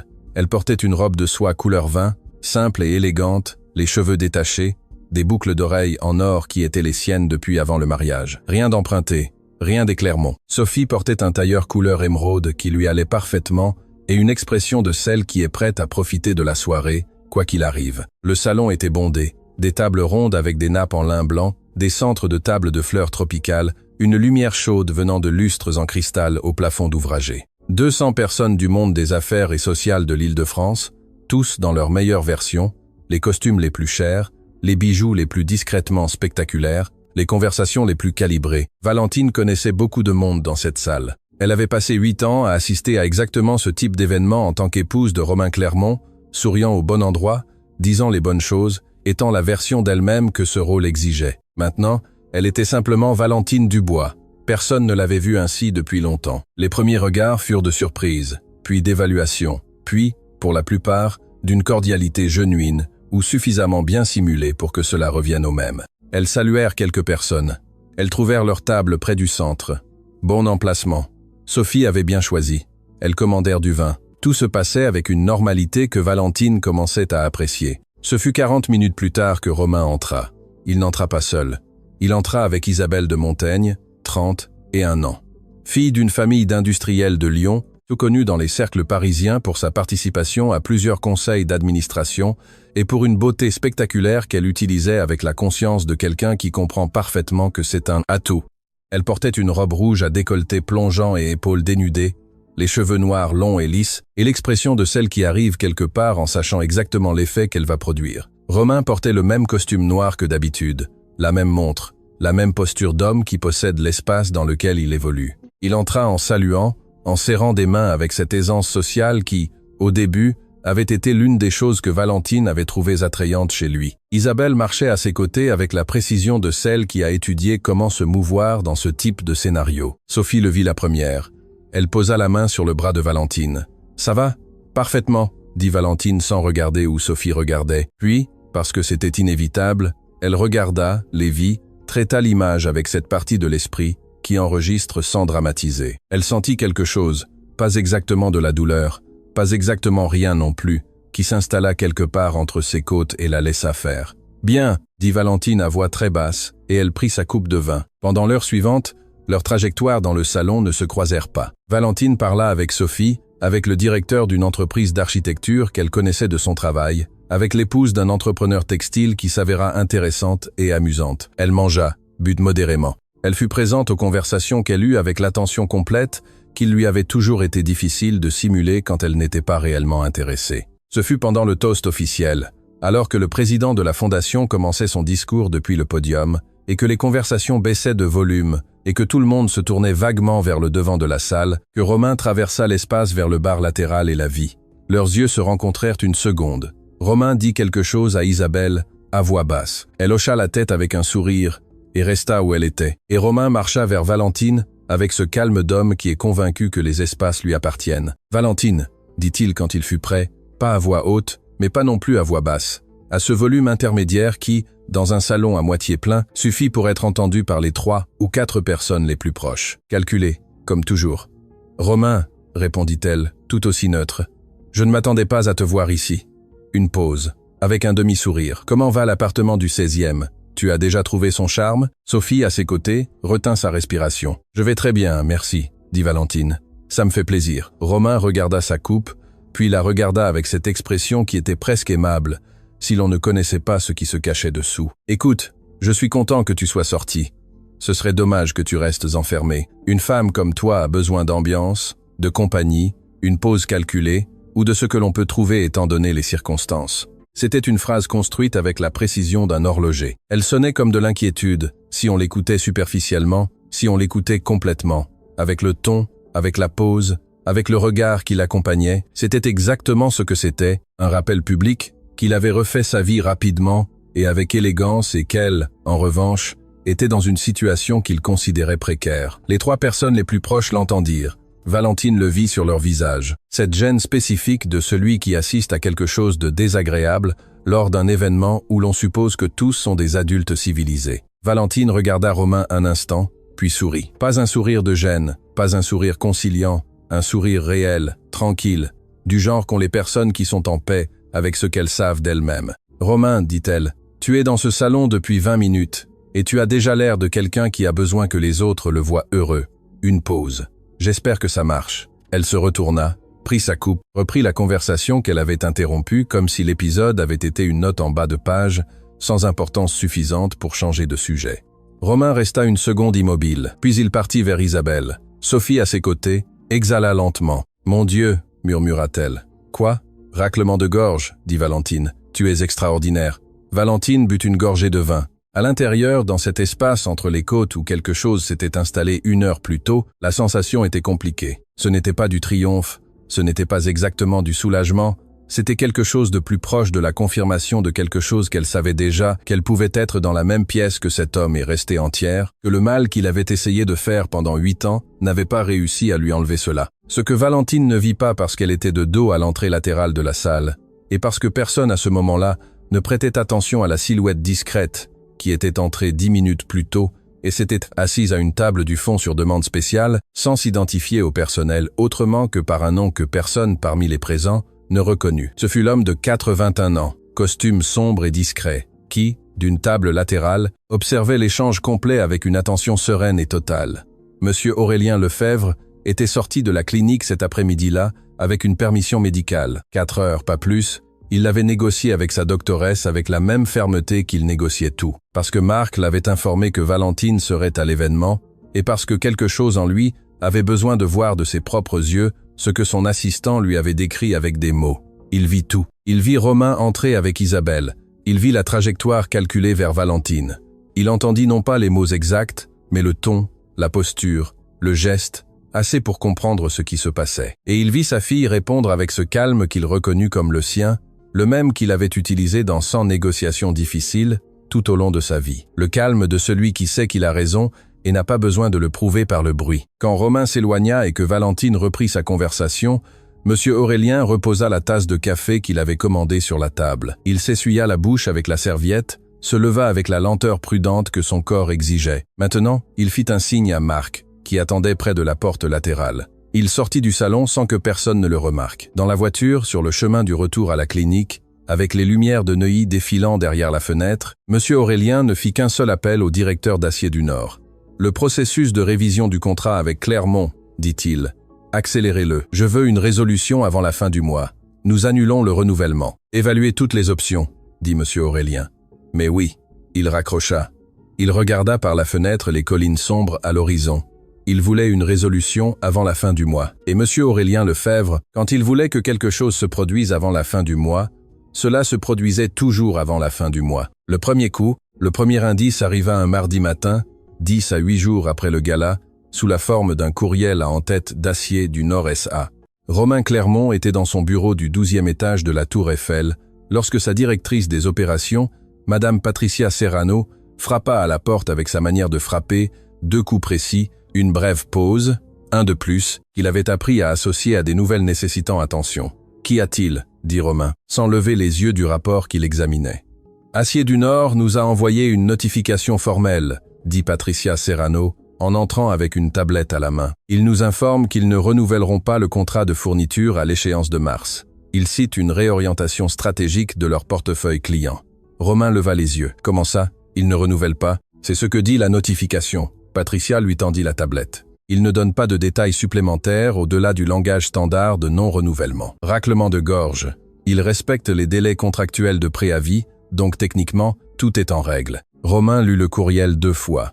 C'était un texte parfaitement neutre, rédigé avec cette courtoisie corporative qui ne dit rien et en même temps dit exactement ce qu'il faut dire, que la relation commerciale se termine et qu'il n'y a rien à discuter. « Appelez-les », dit-il. « Je veux parler au directeur commercial aujourd'hui même. » Patricia hocha la tête et sortit. Romain resta à regarder l'écran de la tablette un instant de plus, avec cette sensation légère et indéfinie de celui qui entend un bruit étrange dans la nuit et ne sait pas s'il doit s'inquiéter. Acier du Nord était son principal fournisseur d'acier à haute résistance. 34% de son approvisionnement total pour l'usine de Corbeil-Essonnes. Ce n'était pas irremplaçable. Il y avait d'autres fournisseurs sur le marché, mais c'était le plus compétitif en prix et celui dont les délais de livraison étaient les plus adaptés à ses lignes de production. Trouver un substitut prendrait du temps, et le temps, en fabrication, a toujours un coût. L'appel avec le directeur commercial d'Acier du Nord eut lieu cet après-midi-là. Ce fut bref et, au fond, infructueux. Le directeur fut parfaitement aimable, parfaitement vague et parfaitement ferme sur le fait que la décision était définitive et provenait des plus hauts niveaux de l'entreprise. Il n'y avait aucune marge de négociation. Aucune offre alternative qui pût faire changer la position. La réorientation stratégique faisait, selon lui, partie d'un processus de révision de portefeuille qui affectait plusieurs clients et n'avait aucun rapport avec la qualité de la relation commerciale avec Clermont Industries. Romain raccrocha avec la sensation inconfortable de celui qui a été rejeté sans recevoir de raison qu'il puisse réfuter. « Cherchez des alternatives », dit-il à Patricia. « Des fournisseurs d'acier dans l'Est, dans le centre. Ce qu'il y a. Je veux des options sur mon bureau avant vendredi. » 4 jours plus tard, alors que Patricia consolidait encore l'analyse des fournisseurs alternatifs, arriva le 2e coup. Cette fois, ce fut un appel du directeur logistique de Clermont Industries, un homme nommé Gérard, qui travaillait dans l'entreprise depuis 11 ans et qui avait l'habitude de toujours parler 3 décibels plus bas lorsqu'il apportait de mauvaises nouvelles, comme si le volume pouvait amortir l'impact. « Romain, » dit Gérard, avec cette voix basse, « Transport Lefebvre du Nord vient de nous informer qu'ils ne renouvelleront pas le contrat de distribution en Auvergne. Ils mentionnent également une réorientation stratégique. » Romain resta silencieux pendant 3 secondes. « Transport Lefebvre, oui. Quand expire leur contrat? Dans 6 semaines. » Romain posa le téléphone sur le bureau et regarda le plafond de son bureau un instant. Le plafond de son bureau était en béton poli avec des poutres d'acier apparentes, un choix de design qu'il avait fait lorsqu'il avait fait rénover l'espace 4 ans auparavant et qui, à ce moment précis, lui parut étrangement oppressant. 2 fournisseurs, 2 nouvelles de non-renouvellement en 2 semaines, toutes 2 avec le même langage de réorientation stratégique. C'était une coïncidence statistiquement possible. Dans les affaires, ce genre de confluence se produisait. Les contrats arrivaient à échéance, les entreprises réorientaient leur portefeuille, les marchés s'ajustaient. Mais quelque chose chez Romain Clermont, cet instinct d'homme qui avait passé sa vie dans le monde des affaires et qui savait reconnaître les schémas, même s'il ne pouvait pas encore les nommer, commença à activer un signal d'alarme, qu'il ne sut pas exactement comment interpréter. Il appela son frère François cet après-midi-là. François Clermont avait 3 ans de moins que Romain, moins discipliné, plus expansif, avec une intelligence réelle qu'il avait systématiquement gaspillée dans une combinaison d'excès de confiance et de manque d'effort. Il était le directeur du développement des nouvelles affaires de Clermont Industries, un poste qui, en pratique, signifiait qu'il assistait à des réunions de haut niveau et générait des idées qui étaient parfois brillantes et, plus souvent, irréalisables. Mais il avait quelque chose dont Romain avait besoin à ce moment-là. Des contacts dans presque tous les secteurs d'affaires de l'Île-de-France, construits au fil des années d'une présence sociale intense. « François, il faut que tu te bouges », lui dit Romain quand son frère arriva à son bureau cet après-midi-là. « J'ai besoin de savoir s'il se passe quelque chose de bizarre avec Acier du Nord et Transport Lefebvre du Nord. 2 non-renouvellements en 2 semaines. Même langage. Je veux comprendre si c'est quelque chose de systémique du marché ou si quelque chose nous cible spécifiquement. » François l'écouta avec cette expression de désinvolture apparente qui était en réalité une concentration déguisée. « Tu as une hypothèse » demanda-t-il. « Non, une pause. Pas encore. » François fit des appels cet après-midi-là et le lendemain matin. Il parla avec 3 contacts du secteur logistique, avec quelques personnes du monde de l'acier, avec quelqu'un qui connaissait bien l'organigramme de plusieurs entreprises du couloir industriel d'Île-de-France. Ce qu'il trouva n'était pas exactement une information concrète. C'était quelque chose de plus diffus et, de ce fait, plus inquiétant, un modèle de silence. Les personnes avec qui il parla savaient quelque chose. C'était perceptible, la manière dont elles coupaient certaines lignes de conversation, la manière dont leurs réponses étaient un peu trop vagues pour être naturelles. Mais elles ne le disaient pas. « Il y a quelque chose », dit François à Romain lorsqu'ils se retrouvèrent le lendemain. « Je ne sais pas quoi, mais il y a quelque chose. Les personnes avec qui j'ai parlé en savent plus qu'elles ne le disent. Et aucune d'entre elles n'a un intérêt évident à protéger des informations sur des fournisseurs manufacturiers, à moins que le problème ne vienne de quelqu'un avec qui elles ne veulent pas avoir de problème. Quelqu'un avec qui elles ne veulent pas avoir de problème, répéta Romain. Quelqu'un de grand, dit François. Quelqu'un face à qui la plupart des acteurs du marché régional préféreraient ne pas se montrer du mauvais côté. Romain traita cela. En Île-de-France, la liste des acteurs d'affaires suffisamment importants pour générer ce genre de silence préventif autour d'eux n'était pas longue. C'était 5, être sinon, des familles et des conglomérats avec un poids réel, avec une histoire, avec le genre de présence sur le marché qui faisait que les gens réfléchissaient à 2 fois avant de se positionner contre eux. Le nom de M. Aurélien Lefebvre ne figurait pas sur la liste que Romain révisa mentalement. Non pas qu'il ne fût pas suffisamment important, avec 4 milliards d'euros, il l'était parfaitement, mais parce que M. Aurélien Lefebvre était, dans le monde des affaires parisien, une figure presque légendaire par sa discrétion. Il n'apparaissait pas aux réunions d'associations, ne donnait pas d'interviews, n'assistait pas aux galas ni aux événements de la Chambre. C'était le genre d'homme dont tout le monde connaissait la fortune et dont presque personne ne pouvait décrire le visage en détail parce qu'il n'apparaissait jamais là où les gens fortunés voulaient normalement apparaître. Romain ne fit pas le lien, il n'avait aucune raison de le faire. Valentine s'appelait Dubois, oui, mais Dubois était un nom de famille parfaitement courant dans le nord-est du pays. Il n'y avait aucun fil visible qui reliait son ex, épouse à l'homme le plus discret du monde des affaires parisien. Raclement de gorge, aucun fil visible. Pendant ce temps, à la clinique Saint-Honoré en pierre de taille grise, M. Aurélien recevait chaque soir le rapport de Marc avec la même attention sereine qu'il avait reçu des rapports d'affaires pendant 60 ans. Il écoutait, posait une question ou 2, acquiesçait.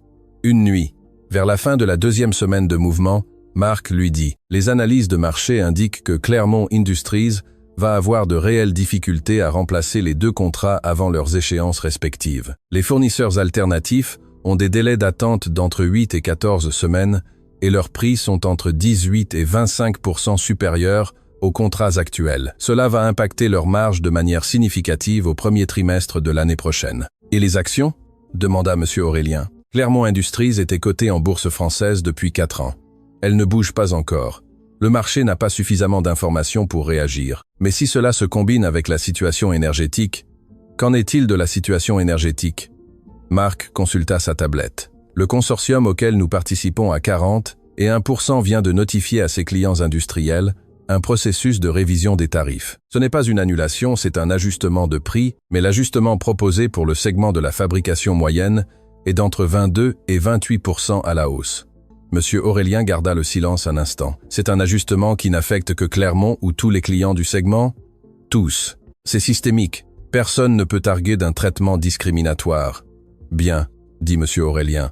C'était la deuxième fois qu'il utilisait ce mot dans ce contexte. Marc avait appris que lorsque son patron disait « bien » sur ce ton spécifique, sans inflexion, presque comme une note de musique tenue, cela signifiait que les pièces tombaient exactement là où il les avait calculées. M. Aurélien regarda par la fenêtre, le jardin de nuit, les orangers comme des ombres immobiles, le ciel sans étoiles au-dessus des collines. Il pensa à sa fille dans ce salon avec sa robe couleur vin, répondant à Romain Clermont avec un sourire tranquille, tandis qu'il essayait de la rabaisser devant 3 personnes qui l'écoutaient. Et il pensa que le monde est au fond, un endroit plus juste qu'il n'y paraît. Il ne faut que de la patience et savoir exactement où sont les ficelles avant de commencer à les tirer.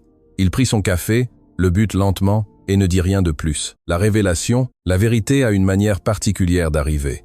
Elle n'arrive pas toujours comme un éclair, comme les gens l'imaginent. Parfois, elle arrive lentement, en couches, comme l'eau qui trouve les fissures d'un mur et les élargit patiemment jusqu'à ce qu'un jour le mur cède simplement. Non pas à cause d'un coup, mais à cause du poids accumulé de tout ce qui s'est infiltré.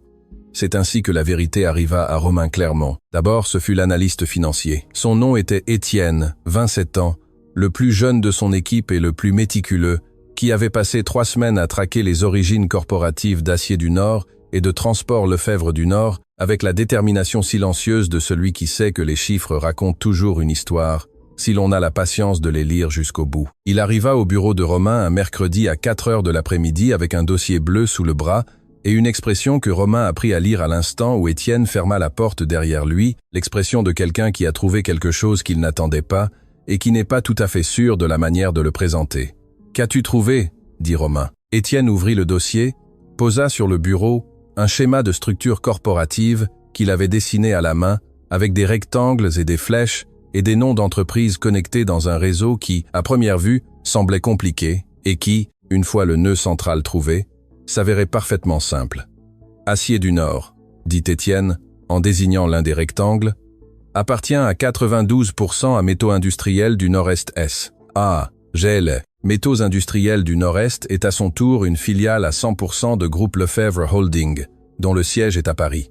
Romain regarda le schéma, ne dit rien encore. Transport Lefebvre du Nord, continua Étienne en désignant un autre rectangle, est directement une filiale de Groupe Lefebvre Logistique, qui est la division logistique et distribution du Groupe Lefebvre. Il fit une pause. Et la situation énergétique demanda Romain d'une voix qui sortit plus basse qu'il ne l'avait voulu. Le consortium énergétique auquel nous participons en tant que clients, dit Étienne, a pour partenaire majoritaire, avec 41%, Énergie solaire du Nord SA, RL, qui est également une participation du groupe Lefebvre. Romain ne bougea pas pendant plusieurs secondes. Le schéma sur le bureau était parfaitement clair, il n'y avait pas moyen de le lire différemment. Les 3 pressions qui avaient frappé Clermont Industries au cours des dernières semaines, l'acier, la logistique, l'énergie, provenaient à différents degrés de la même origine, du même nom. Lefebvre. Groupe Lefebvre. Romain se leva de sa chaise, marcha jusqu'à la fenêtre. Du 12e étage de la tour Eiffel, Paris s'étendait aussi loin que les collines le permettaient, une mosaïque de bâtiments, d'autoroutes, de zones industrielles, le tout sous cette lumière claire et sèche de novembre qui fait que les distances trompent. « Qui contrôle le groupe Lefebvre » demanda-t-il sans se retourner. Étienne mit une seconde. « Monsieur Aurélien Lefebvre » dit-il, fondateur et actionnaire de contrôle à 87%, 81 ans, originaire d'un village en Auvergne, entreprise fondée il y a 58 ans à partir de rien. Actifs totaux estimés à... Je sais qui il est, l'interrompit Romain. Tout le monde dans le monde des affaires parisien savait qui était monsieur Aurélien Lefebvre. C'était un nom qui existait dans cet espace particulier de la réalité entrepreneuriale, où la fortune est si grande et si solidement construite que la personne qui la possède devient une sorte de géographie, quelque chose qui est simplement là, que tout le monde connaît, que personne ne remet en question. Ce que Romain ne savait pas, c'était pourquoi. Pourquoi monsieur Aurélien Lefebvre, un homme qui n'avait jamais eu aucune relation directe avec Clermont Industries, ni avec aucun membre de la famille Clermont, avait-il soudainement décidé d'annuler 3 contrats commerciaux qui affectaient directement son entreprise? Qu'avait fait Romain pour mériter l'attention et l'apparente antipathie de l'un des hommes les plus puissants du nord-est de la France? Il chercha dans sa mémoire avec une urgence qui commençait à ressembler à de la panique, passa en revue des réunions, des conversations, des offenses possibles ou des conflits d'intérêts avec le groupe Lefebvre ou l'une de ses filiales. Il ne trouva rien. Il n'avait croisé la trajectoire réelle de M. Aurélien Lefebvre dans aucun contexte dont il put se souvenir. Aucun. Et alors, avec cette lenteur terrible avec laquelle certaines compréhensions arrivent quand on a évité de les atteindre, Romain pensa au nom Dubois. Valentine Dubois. Il resta complètement immobile devant la fenêtre. Non, pensa-t-il d'abord. C'est un nom commun. C'est une coïncidence. Mais la coïncidence était trop parfaite. Le nom, le moment, 3 semaines après le divorce, la géographie, l'échelle, tout s'accordait avec une précision qui rendait le mot « coïncidence » ridicule. Il appela François cet après-midi-là. « J'ai besoin que tu cherches tout ce que tu peux trouver sur la famille de Valentine », lui dit-il. Ses parents, son origine, tout. François le regarda un instant avec quelque chose que Romain ne sut pas lire. « Pourquoi ? Fais-le. » François mit 4 heures. Quand il revint, il avait cette expression particulière de celui qui vient de comprendre quelque chose qui réorganise complètement la manière dont il a perçu une situation. « Valentine Dubois-Legrand », dit-il avec un accent délibéré sur le nom de jeune fille de sa mère. Fille unique de M. Aurélien Lefebvre et de Mme Lucie Legrand de Lefebvre, décédée il y a 14 ans. Une pause. Romain, son père et M. Aurélien Lefebvre. Le silence qui suivit dans le bureau du 12e étage dura exactement 8 secondes. Romain les compta sans savoir qu'il les comptait. 8 ans de mariage, 8 ans à vivre avec la fille de l'homme le plus discret et le plus puissant du nord-est de la France. 8 ans sans le savoir. 8 ans durant lesquels Valentine avait gardé ce secret avec une constance qui, maintenant de ce côté, paraissait presque incompréhensible. Pourquoi ne l'avait-elle pas dit? Pourquoi avait-elle vécu 8 ans en étant l'épouse de Romain Clermont sans révéler qu'elle était l'héritière d'une fortune qui faisait paraître le patrimoine des Clermont modestes? La réponse arriva avec une brutalité tranquille, parce que Romain ne l'avait jamais traitée comme quelqu'un à qui il valait la peine de révéler quelque chose d'important, parce que, depuis le début, il l'avait réduite, contenue, convaincue ou tenté de convaincre que sa valeur dépendait de lui, de son nom, de son réseau, de son argent. Et elle l'avait su tout ce temps, elle avait su et avait choisi de ne pas utiliser cette carte jusqu'à maintenant, ou plutôt, son père avait choisi de l'utiliser pour elle. Romain quitta la Tour Eiffel à 6 heures de l'après-midi, monta dans sa voiture et dit au chauffeur de le conduire à la clinique Saint-Honoré. Il n'avait pas de rendez-vous, il n'avait pas appelé. Il y alla parce que c'était le genre d'homme qui croit que l'urgence personnelle est une raison suffisante pour se présenter n'importe où sans s'annoncer. On le laissa passer. Monsieur Aurélien avait laissé des instructions pour qu'on le fasse entrer s'il venait, ce qui disait tout ce qu'il fallait savoir sur qui avait le contrôle réel de cette situation. La chambre 214 sentait les gardénias et le café fraîchement moulu. Monsieur Aurélien était dans le fauteuil près de la fenêtre, comme toujours. Il portait une chemise boutonnée et un pantalon de costume, pas une blouse d'hôpital. Ses yeux étaient sombres, directs, sans surprise visible. Romain entra, resta debout devant lui. C'était la première fois qu'il le voyait en personne, et ce fut à ce moment-là une expérience particulièrement déconcertante. Il avait imaginé pendant le trajet un vieil homme malade diminué, quelqu'un à qui la maladie aurait enlevé son poids. Ce qu'il trouva fut un homme qui occupait l'espace de la pièce d'une manière qui avait peu à voir avec l'âge et tout à voir avec le caractère. « Asseyez-vous », dit M. Aurélien. Romain ne s'assit pas. « Vous êtes le père de Valentine », dit-il. « Oui », dit M. Aurélien. « Pourquoi faites-vous ça ?» M. Aurélien le regarda un instant avec ce regard qui évaluait situation et personne en fractions de secondes. Puis il dit d'une voix de béton qui n'avait ni inflexion de colère ni de satisfaction, simplement de certitude. « Parce que vous avez dit à ma fille, dans un tribunal, devant son avocat et le vôtre, que sans votre nom, elle n'était personne dans cette ville. » Romain ouvrit la bouche, la referma. « Et parce que pendant 8 ans, vous l'avez traitée comme si sa valeur dépendait de vous. » Une pause. « Ma fille vaut plus que tout ce que vous avez, tout ce que vous avez eu et tout ce que vous aurez. Et il était temps que quelqu'un vous le démontre d'une manière que vous puissiez comprendre. »« C'est une menace, » dit Romain d'une voix qui prétendait sonner ferme et qui avait sur les bords quelque chose qui ressemblait trop à la peur. « Non, » dit M. Aurélien avec un calme absolu. « Une menace, c'est quand on annonce ce qu'on va faire. Ce que je fais est déjà arrivé. » Il regarda sa tasse de café. « Vous êtes venu me demander pourquoi. Je vous l'ai déjà expliqué. Il n'y a plus rien à dire. » Romain le regarda longuement. Il chercha sur ce visage de 81 ans quelque chose qu'il put utiliser. Une faille, un point de négociation, un angle d'où la situation put être inversée. Il n'en trouva aucun. « Valentine ne sait rien de tout ça, » dit-il finalement. C'était une affirmation, pas une question. Il le disait parce qu'il avait besoin de dire quelque chose. Parce que partir en silence, c'était admettre une défaite que son orgueil n'avait pas encore fini de digérer. « Non, » confirma M. Aurélien. « Ceci est entre vous et moi. »« Et qu'est-ce que vous voulez en retour ?» dit Romain. « Que je vous rende quelque chose, que je négocie des conditions de divorce différentes. De l'argent? Monsieur Aurélien le regarda avec quelque chose qui, chez un autre homme, aurait pu s'appeler de la pitié, mais qui, chez lui, était simplement de la distance. « Je ne veux rien de vous, dit-il. Il n'y a rien que vous ayez dont j'ai besoin. » Une pause. « Je suis venu au monde les mains vides et j'ai construit tout ce qui existe. Vous êtes venu avec tout et vous êtes sur le point de tout perdre. C'est la différence entre nous deux. » Romain Clermont quitta la clinique Saint-Honoré 15 minutes après son arrivée. Il monta dans sa voiture en silence. Le chauffeur le regarda dans le rétroviseur et ne posa aucune question. Dehors, Paris était la même. Les collines à l'horizon, la lumière de l'après-midi, le trafic sur l'avenue Foch, tout pareil. Seulement quelque chose dans le monde de Romain Clermont avait franchi une frontière sans retour. Dans la chambre 214, Monsieur Aurélien termina son café. Il appela Marc. « Il est venu, dit-il. »« Comment ça s'est passé ?» demanda Marc. Monsieur Aurélien regarda par la fenêtre les orangers du jardin. « Comme je m'y attendais, dit-il. » Poursuivez le processus. Il raccrocha, ferma les yeux, respira lentement, avec cette respiration prudente que la maladie lui avait appris à valoriser. Chacune était un petit cadeau, concret, sans garantie. Il pensa à Valentine, à sa robe couleur vin, à son sourire tranquille face à Romain dans le salon de l'hôtel Ritz, à la manière dont elle avait répondu sans avoir besoin que personne ne la défende. Elle n'en avait pas besoin, elle n'en avait jamais eu besoin, mais il l'avait fait de toute façon, parce que c'était la seule chose qu'il pouvait encore lui donner, qu'elle ne pouvait pas se donner à elle-même. La chute totale, il y a une sorte de silence qui précède les grands effondrements.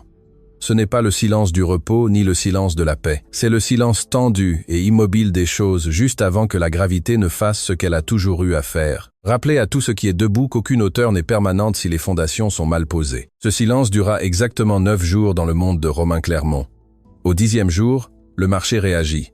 Ce ne fut pas un effondrement dramatique. Les marchés s'effondrent rarement d'un coup lorsqu'il s'agit d'entreprises moyennes avec une histoire et une diversification raisonnable des revenus. Ce fut plus proche d'une érosion, une chute de 8% en une journée, suivie d'une reprise partielle le lendemain, suivie d'une autre chute de 6%, suivie d'une stabilisation nerveuse que les analystes décrivirent dans leur rapport avec des mots comme « incertitude dans la chaîne d'approvisionnement » et « pression sur les marges opérationnelles » et « surveillance » recommandé. Le langage des analystes financiers a cette particularité.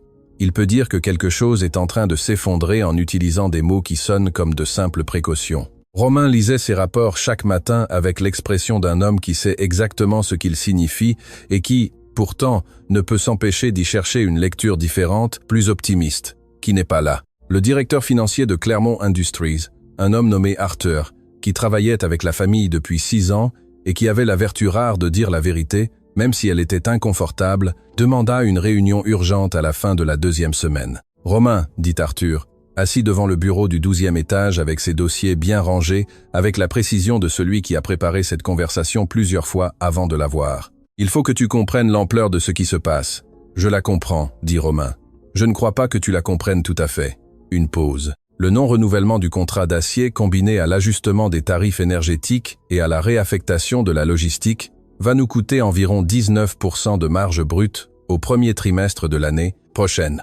En termes absolus, nous parlons d'une perte opérationnelle d'entre 42 et 58 millions d'euros qui n'était pas budgétisée. Romain ne dit rien. Mais c'est l'impact direct, continua Arthur. L'impact indirect est plus compliqué. 3 de nos partenaires dans le fonds d'investissement qui nous a capitalisés il y a 2 ans ont des clauses de révision de position si l'action chute de plus de 15% sur une période de 30 jours. Elle a déjà chuté de 3%. Si elle atteint 15%, quand atteindra-t-elle 15% interrompit Romain. Arthur le regarda un instant. Si nous ne faisons rien, entre 7 et 12 jours. Romain se leva, marcha vers la fenêtre. Le panorama de Paris depuis le 12e étage restait le même. Les collines, les autoroutes, le couloir industriel au loin. Mais à ce moment-là, tout cela lui paraissait plus lointain qu'avant, comme si la distance entre lui et la ville avait augmenté de plusieurs centimètres sans que personne ne l'eût déplacé. « Quelles options avons-nous » dit-il. Arthur ouvrit le dossier. 3. La première est une capitalisation d'urgence. Chercher de nouveaux investisseurs qui entreront à un prix réduit avant que la situation ne se détériore davantage. Le problème est le temps et le moment. Personne n'entre avec un prix préférentiel dans une entreprise en chute visible sans demander des conditions très favorables pour eux. La deuxième est une restructuration de la dette avec les principales banques, renégocier les délais et les conditions pour alléger la pression sur la trésorerie à court terme.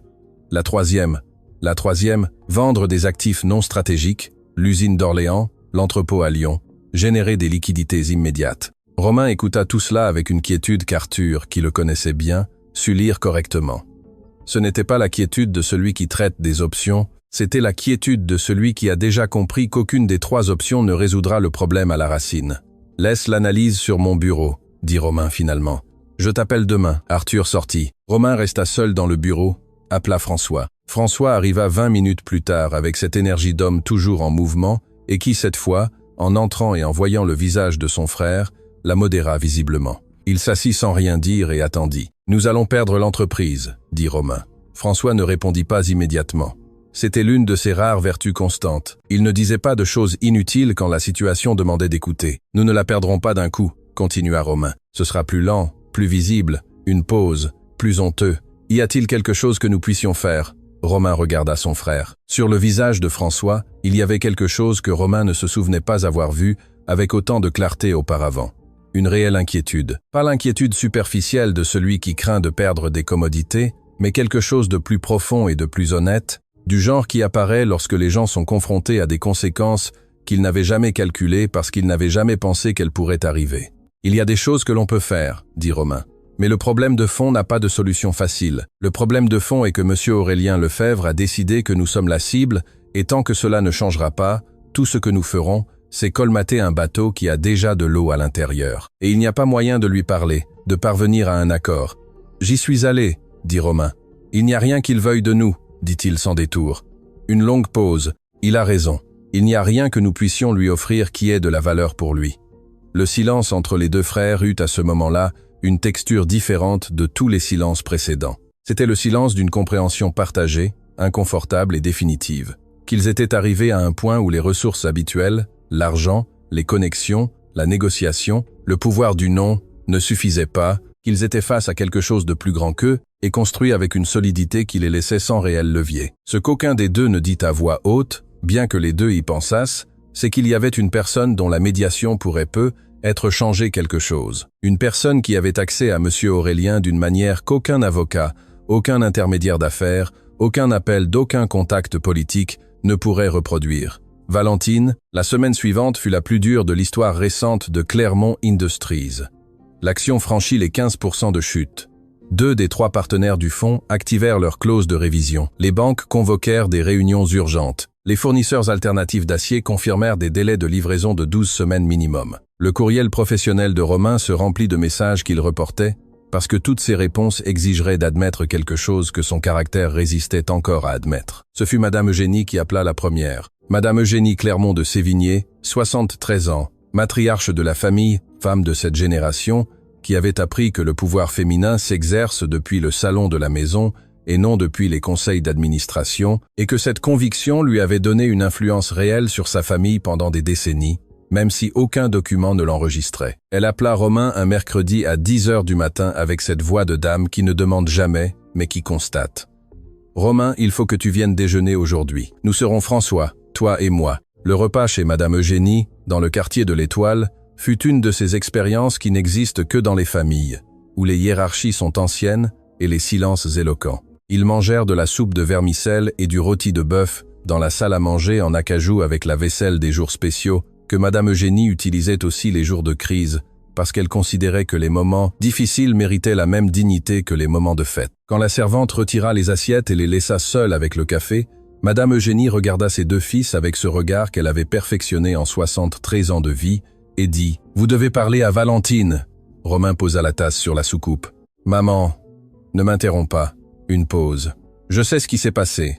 Je sais ce que tu lui as dit au tribunal. » Une autre pause plus longue. « Et je sais, parce que je ne suis pas sotte, même si parfois on me traite comme si je l'étais, que ce qui se passe avec l'entreprise a à voir avec elle, avec son père. » François regarda la table. « C'est la seule personne qui puisse intervenir, » continua Madame Eugénie. « Et elle le fera ou ne le fera pas, mais vous ne le saurez pas si vous n'allez pas lui demander. »« Lui demander ?» dit Romain d'une voix qui avait sur les bords quelque chose qui ressemblait à de l'indignation, mais qui était en réalité de l'orgueil blessé. Nous demandons à Valentine de convaincre son père de nous laisser tranquilles. Vous demandez à Valentine de parler à son père, dit Madame Eugénie avec une fermeté tranquille. Ce qu'elle décidera de faire de cette conversation est son affaire. Une pause. Et Romain, quand tu iras, tu demanderas pardon. Non pas parce que cela t'arrange, mais parce que tu le dois. Le silence qui suivit fut le plus lourd de l'après-midi. 2 jours plus tard, Romain et François se présentèrent à l'appartement du 16e arrondissement où vivait Valentine. C'était un immeuble moderne de 10 étages dans le nord de Paris, parfaitement respectable, bien en dessous des standards de vie que Valentine avait eus pendant le mariage. Romain avait été dans cet immeuble une fois quand les avocats avaient coordonné la remise des clés et l'avait regardé avec ce regard d'évaluation qui classait tout en termes de valeur et de position sociale. Valentine les reçut, ouvrit la porte, les vit tous les deux dans le couloir et ne dit rien pendant une seconde. Puis elle s'écarta. Entrez. L'appartement était petit et impeccablement rangé. Il y avait des plantes dans les coins, des livres sur des étagères en bois qu'elle avait elle-même montées, une table de travail avec des croquis de projets de design d'intérieur, une cafetière italienne sur le bar de la cuisine. C'était un espace qui sentait le café et le bois, et qui avait, dans sa simplicité soignée, une dignité que Romain sentit sans pouvoir la nommer. Ils s'assirent dans le petit salon. Valentine alla à la cuisine, revint avec 3 tasses de café et les posa sur la petite table, sans demander s'ils en voulaient. Romain parla le premier. Cela lui coûta. Chaque mot lui coûta, avec la difficulté spécifique qu'ont les mots quand l'orgueil occupe depuis des années l'espace qui leur revient. « Valentine, dit-il, nous venons te demander de parler à ton père. » Valentine le regarda, puis regarda François, puis le regarda de nouveau. « Je sais, dit-elle. Tu sais, mon père m'a appelé il y a 3 jours pour me raconter ce qu'il avait fait. » Une pause. Il ne m'a pas demandé la permission. Il ne m'a pas demandé si je voulais qu'il le fasse. Il m'a appelé pour me dire qu'il l'avait fait parce que c'était quelque chose qu'il sentait qu'il devait faire, et pour me demander pardon si cela me créait des problèmes. Romain traita cela un instant. « Et toi, qu'est-ce que tu lui as dit ?» Valentine tint sa tasse de café entre ses 2 mains. Elle regarda par la fenêtre où Paris, du 4e étage, semblait plus petite et plus humaine que du 12e de la tour Eiffel. « Je lui ai dit que je ne lui avais pas demandé de le faire, » répondit-elle, « et que je n'allais pas non plus lui demander de le défaire. » Le silence qui suivit fut définitif de la manière dont certains silences sont définitifs, car en eux, il n'y a plus rien à ajouter qui change ce qui vient d'être dit. François regardait la table. Romain regardait Valentine avec une expression qui n'était plus celle de l'homme sûr et condescendant du tribunal, ni celle de l'homme irrité et calculateur du gala, mais quelque chose de plus nu et de plus petit que tout cela. L'expression de quelqu'un qui vient de comprendre avec une clarté qui arrive trop tard pour être utile, l'ampleur réelle de ce qu'il a fait. « Y a-t-il quelque chose que nous puissions faire ?» demanda François d'une voix plus basse que d'habitude. Valentine les regarda tous les deux un instant. « Parlez-en aux avocats, dit-elle finalement. Redressez l'entreprise. Cherchez de nouveaux fournisseurs. » Une pause. « Construisez quelque chose qui ne dépend pas de la volonté de quelqu'un d'autre de le détruire. » C'était un conseil parfaitement pratique, parfaitement honnête, sans cruauté inutile. C'était aussi un adieu. Elle se leva, alla à la porte et l'ouvrit. Les 2 hommes se levèrent. François sortit le premier. Romain s'arrêta sur le seuil. Il la regarda et, pour la première fois en 8 ans qu'ils se connaissaient, à travers tous les événements, tous les dîners, tous les moments du mariage qui semblaient maintenant appartenir à une autre version de lui-même, il ne sut que dire. « Valentine, dit-il finalement. »« Romain, répondit-elle, sans colère et sans affection, juste son nom, juste la reconnaissance neutre qu'il existait. » Elle ferma la porte, resta seule dans son petit appartement bien rangé, avec ses plantes et ses livres, et ses croquis de design et sa cafetière italienne. Elle s'assit sur le fauteuil, prit sa tasse de café, qui était déjà froide, et dehors, Paris restait la même. Les collines, la lumière, le bruit sourd de la ville qui ne s'arrête pour les drames de personne. L'héritage, décembre arriva à Paris avec cette lumière de fin d'année qui a quelque chose d'un bilan involontaire, comme si la qualité de la lumière elle-même obligeait à une clarté plus grande que celle qu'ils avaient eue durant les mois précédents. Plus nette, plus honnête, moins disposée à soutenir les illusions que l'année avait défaites une à une. Valentine rendait visite à son père à la clinique tous les mardis et jeudis, parfois aussi les samedis. Ce n'était raclement de gorge, pas un accord formel. Ce n'était pas une obligation qu'aucun des 2 n'avait présentée comme telle. C'était simplement arrivé ainsi, avec la naturalité légèrement maladroite des choses qui se construisent après une longue rupture et qui n'ont pas encore de nom propre, mais qui ont déjà un poids réel. Elle apportait du café de la cafétéria qui se trouvait à 3 pâtés de maison de la clinique, car le café de la machine du couloir était, selon M. Aurélien, de l'eau déguisée en ambition. Raclement de gorge. Elle apportait aussi parfois les croquis des projets de design sur lesquels elle travaillait, car elle avait découvert que son père, qu'elle avait toujours imaginé intéressé exclusivement par les chiffres et les contrats et les structures de capital, regardait ses croquis avec une attention genuine et posait des questions qui démontraient qu'il comprenait plus d'espace et de proportions que ce que son histoire d'entreprise ne suggérait. Ce projet, dit M. Aurélien, un mardi de la première semaine de décembre, en désignant un croquis de rénovation d'une maison sur l'avenue Foch que Valentine avait apporté cet après-midi-là, c'est pour qui? Une famille nouvellement arrivée de Lyon, 3 enfants, ils veulent un espace qui fonctionne à la fois pour le travail à la maison et pour la vie de famille. Une pause. C'est le plus grand projet que j'ai eu depuis que j'ai repris le travail. Combien ça vaut? Valentine lui dit le chiffre. Monsieur Aurélien hocha la tête avec cette expression d'évaluateur né qui probablement ne s'éteindrait jamais, même si tout le reste s'éteignait chez lui. C'est peu, dit-il. C'est ce que vaut le projet, répondit Valentine sans défensive. Je sais ce que vaut le projet. Je dis que tu vaux peu pour ce travail. Tu gagnes moins que ce que tu devrais. Une pause. Ils le font toujours au début. Après, ils apprennent que le marché paie ce qu'on lui apprend à payer. Valentine le regarda un instant. Puis, malgré tout, elle sourit. Maintenant, tu vas me donner des leçons de business. J'ai toujours été ton meilleur professeur, dit Monsieur Aurélien. Le problème, c'est que ni l'un ni l'autre n'avons su en profiter à temps. C'était ce genre de conversation qu'ils avaient, direct, avec un humour sec, avec les bords encore un peu rugueux de 2 personnes qui se retrouvent et qui ont trop de caractère chacune pour faire semblant que le processus est plus facile qu'il ne l'est. Mais sous la rudesse, il y avait quelque chose que Valentine sentait de plus en plus clairement, une connexion réelle. Non pas la connexion idéalisée des réconciliations de films, mais quelque chose de plus compliqué et de plus vrai, du genre qui surgit entre des personnes qui se ressemblent trop pour pouvoir s'ignorer et qui ont appris à force d'années et d'erreurs que la ressemblance était le problème et aussi la solution. Le traitement de M. Aurélien avançait, mais il ne s'améliorait pas. Le cancer du pancréas de stade 3 n'a pas ce genre d'arc narratif net, mais il ne s'aggravait pas non plus avec la rapidité que les médecins avaient initialement redoutée. L'oncologue en charge, un homme à la voix calme et au vocabulaire précis nommé Dr Moreau, parlait de « réponse raisonnable au traitement » et de « fenêtre de stabilisation » avec cette retenue médicale qui en dit long sans s'engager sur quoi que ce soit de définitif. Monsieur Aurélien écoutait ces rapports avec la même attention qu'il avait écouté les rapports d'affaires toute sa vie, cherchant l'information réelle sous le langage, mesurant ce qui était dit par rapport à ce qui n'était pas dit. C'était un mercredi à la mi-décembre quand Monsieur Aurélien demanda à Marc de convoquer une réunion différente, non pas avec les directeurs du groupe Lefebvre, non pas avec le docteur Moreau, ni avec l'avocat corporatif, seulement avec 2 personnes, son avocat patrimonial, Maître Leclerc, qui gérait les affaires personnelles de M. Aurélien depuis 30 ans, avec une discrétion si absolue que beaucoup de gens au sein même du groupe Lefebvre ne connaissaient pas son existence. Et Valentine. Valentine arriva à la clinique ce mercredi-là, sans savoir exactement à quoi s'attendre.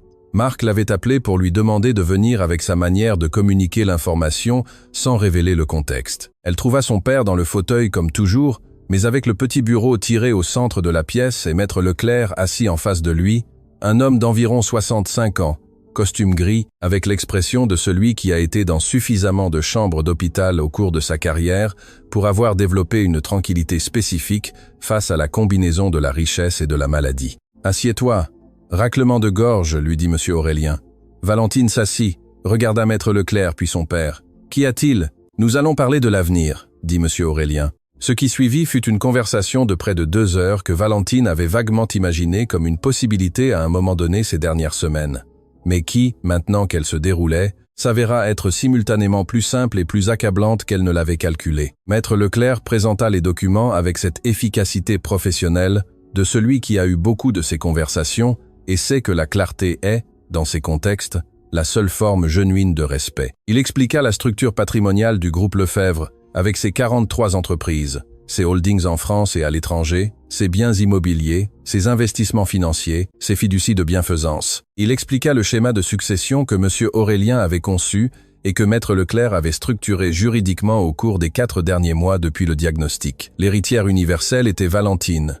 Pas une partie du patrimoine, pas une portion généreuse mais limitée, tout.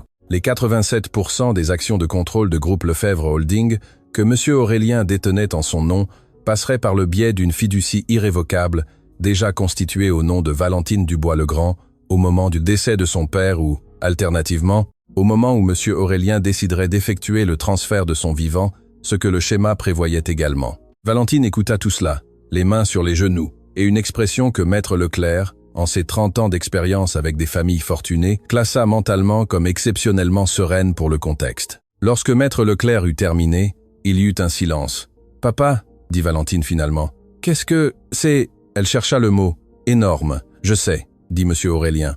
Je n'en ai pas besoin. Je sais aussi, dit M. Aurélien avec une patience qui, chez lui, était nouvelle, que Valentine avait découverte ces dernières semaines et qu'elle soupçonnait que la maladie avait joué un rôle dans son apparition.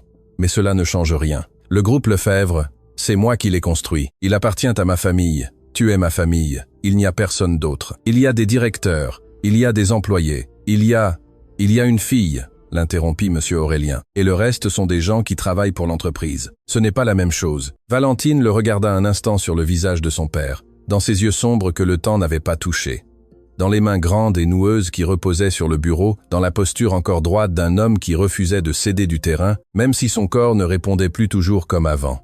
Elle trouva quelque chose qu'elle n'avait pas cherché consciemment, mais qu'elle reconnut, l'expression d'un homme qui a atteint le point de sa vie où il n'a plus le temps de faire les choses de manière indirecte. « Sais-tu ce que cela signifie ?» dit Valentine. « Gérer tout ça, les entreprises, les directeurs, les décisions. Je le sais parfaitement, dit M. Aurélien. Et je sais que tu le peux aussi. » Une pause. Pas parce que tu es ma fille, mais parce que je te connais. J'ai mis trop de temps à le reconnaître, mais je te connais. Valentine regarda par la fenêtre. Les orangères du jardin cet après-midi de décembre portaient des fruits, petits, ronds, d'un orange si saturé qu'il semblait peint. Elle les avait ignorés toutes les fois précédentes où elle avait été dans cette pièce. Maintenant, elle les vit. « Pourquoi maintenant ?» demanda-t-elle. « Pourquoi ne pas attendre ?» Monsieur Aurélien mit du temps à répondre. C'était une pause qui contenait le poids spécifique des choses que les hommes orgueilleux ne disent pas avant qu'il ne leur reste plus d'autre choix que de les dire. « Parce que j'ai trop attendu, dit-il finalement. Pour tout. J'ai trop attendu pour t'appeler. Raclement de gorge. J'ai trop attendu pour te demander pardon. J'ai trop attendu pour te dire ce que tu valais quand je pouvais encore te protéger de personnes qui ne le savaient pas. » Une pause plus longue. « Je n'ai plus le temps d'attendre le bon moment. » Maître Leclerc regardait discrètement ses documents avec cette habileté qu'il avait à devenir invisible lorsque la conversation passait du plan légal au plan humain. Valentine ne répondit pas immédiatement. Elle sentit quelque chose dans sa poitrine qui était compliqué à nommer, parce que c'était plusieurs choses à la fois, gratitude et tristesse, et quelque chose qui ressemblait à de la douleur, mais qui n'était pas exactement de la douleur, mais plutôt la conscience aiguë du temps qui ne revient pas, des années qui s'étaient écoulées en silence des deux côtés, de tout ce qui aurait pu être différent si les deux avaient été moins ce qu'ils étaient, moins orgueilleux, moins sûrs d'avoir raison, moins semblables l'un à l'autre dans exactement les aspects qui les avaient tenus séparés. « Papa, dit Valentine, je dois te dire quelque chose. » Monsieur Aurélien l'attendit. « Ce que tu as fait avec Romain ?» Elle fit une pause. « Je ne te l'ai pas demandé, je sais, et je ne suis pas sûr que c'était bien de le faire. » Monsieur Aurélien la regarda un instant avec ce regard direct. « Je suis sûr, dit-il. Tu es toujours sûr de tout, de presque tout, répondit Monsieur Aurélien. De certaines erreurs, je n'étais pas sûr avant qu'il ne soit trop tard pour les réparer. Une pause. Mais de ça, oui, un homme qui dit à ma fille que sans son nom, elle n'est personne, mérite d'apprendre ce que cette déclaration lui coûte. Ça, je ne le regrette pas. » Valentine le regarda un instant de plus, puis elle hocha la tête, non pour approuver exactement, mais pour signifier qu'elle comprenait d'où venait cette décision, quelle sorte d'amour, compliqué, tardif, exprimé dans le seul langage que cet homme avait appris à parler pendant 81 ans de vie, l'avait motivé. « Je veux que tu saches, » dit M. Aurélien d'une voix qui baissa un peu, qui perdit un peu de la dureté du béton et gagna quelque chose de différent, que les années où je n'ai pas appelé ont été les plus difficiles de ma vie, non pas parce que les affaires allaient mal, mais parce que toutes les nuits, avant de dormir, je pensais que j'avais une fille quelque part dans cette ville et que je choisissais l'orgueil au lieu de l'appeler.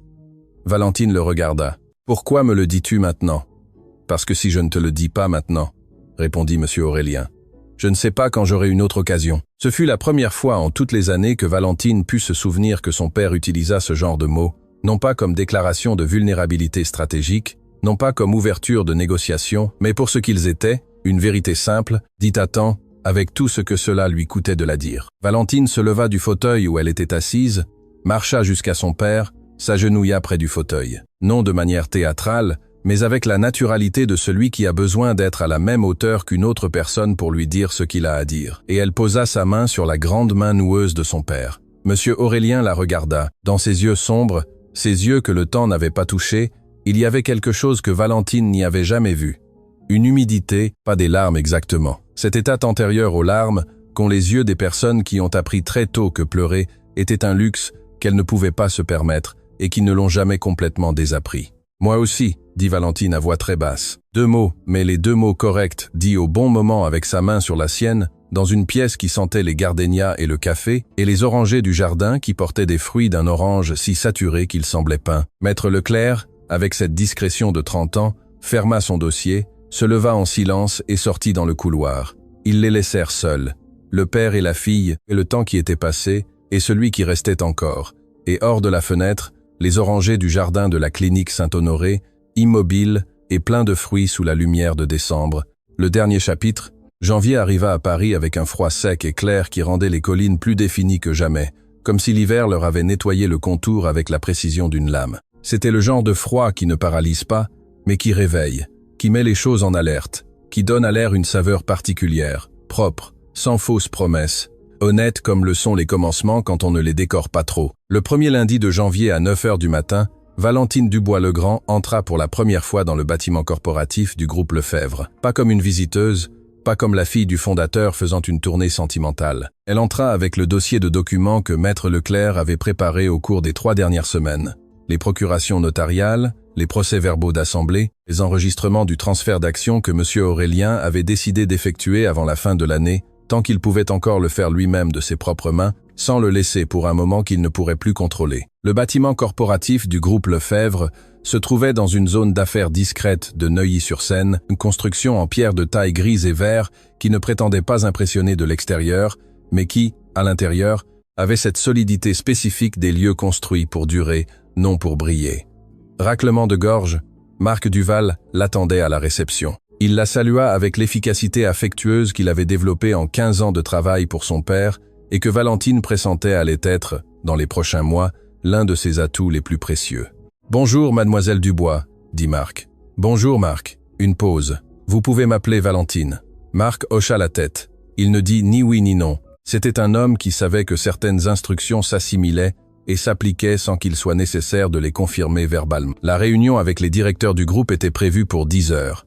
Valentine avait 1 heure. Elle l'utilisa pour se promener dans le bâtiment avec Marc, qui la guida avec son efficacité narrative habituelle, des données précises, un contexte juste, sans excès.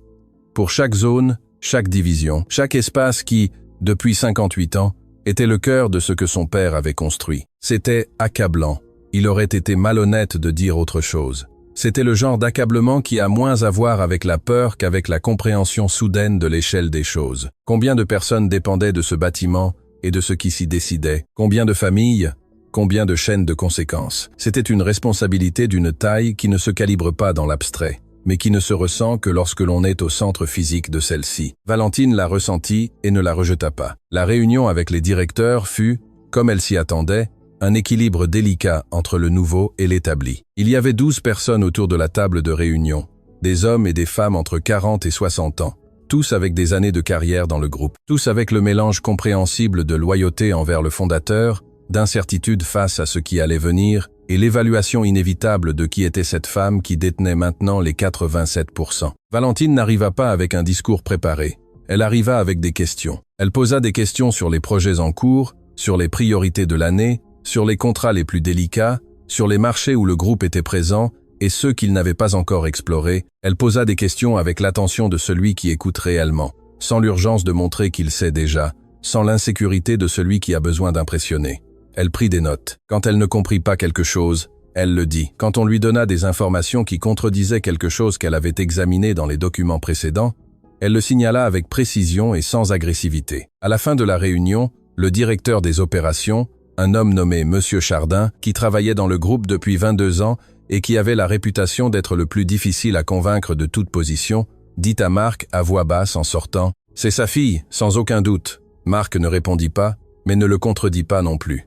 Monsieur Aurélien n'était pas à cette réunion. Il était à la clinique comme la plupart des jours de ce mois de janvier, suivant le traitement avec la discipline d'un homme qui a décidé qu'il allait utiliser le temps qu'il lui restait avec la même efficacité qu'il avait utilisé tout le reste. Mais cet après-midi-là, quand Valentine vint le voir avec le café de la cafétéria à 3 pâtés de maison, elle lui raconta tout.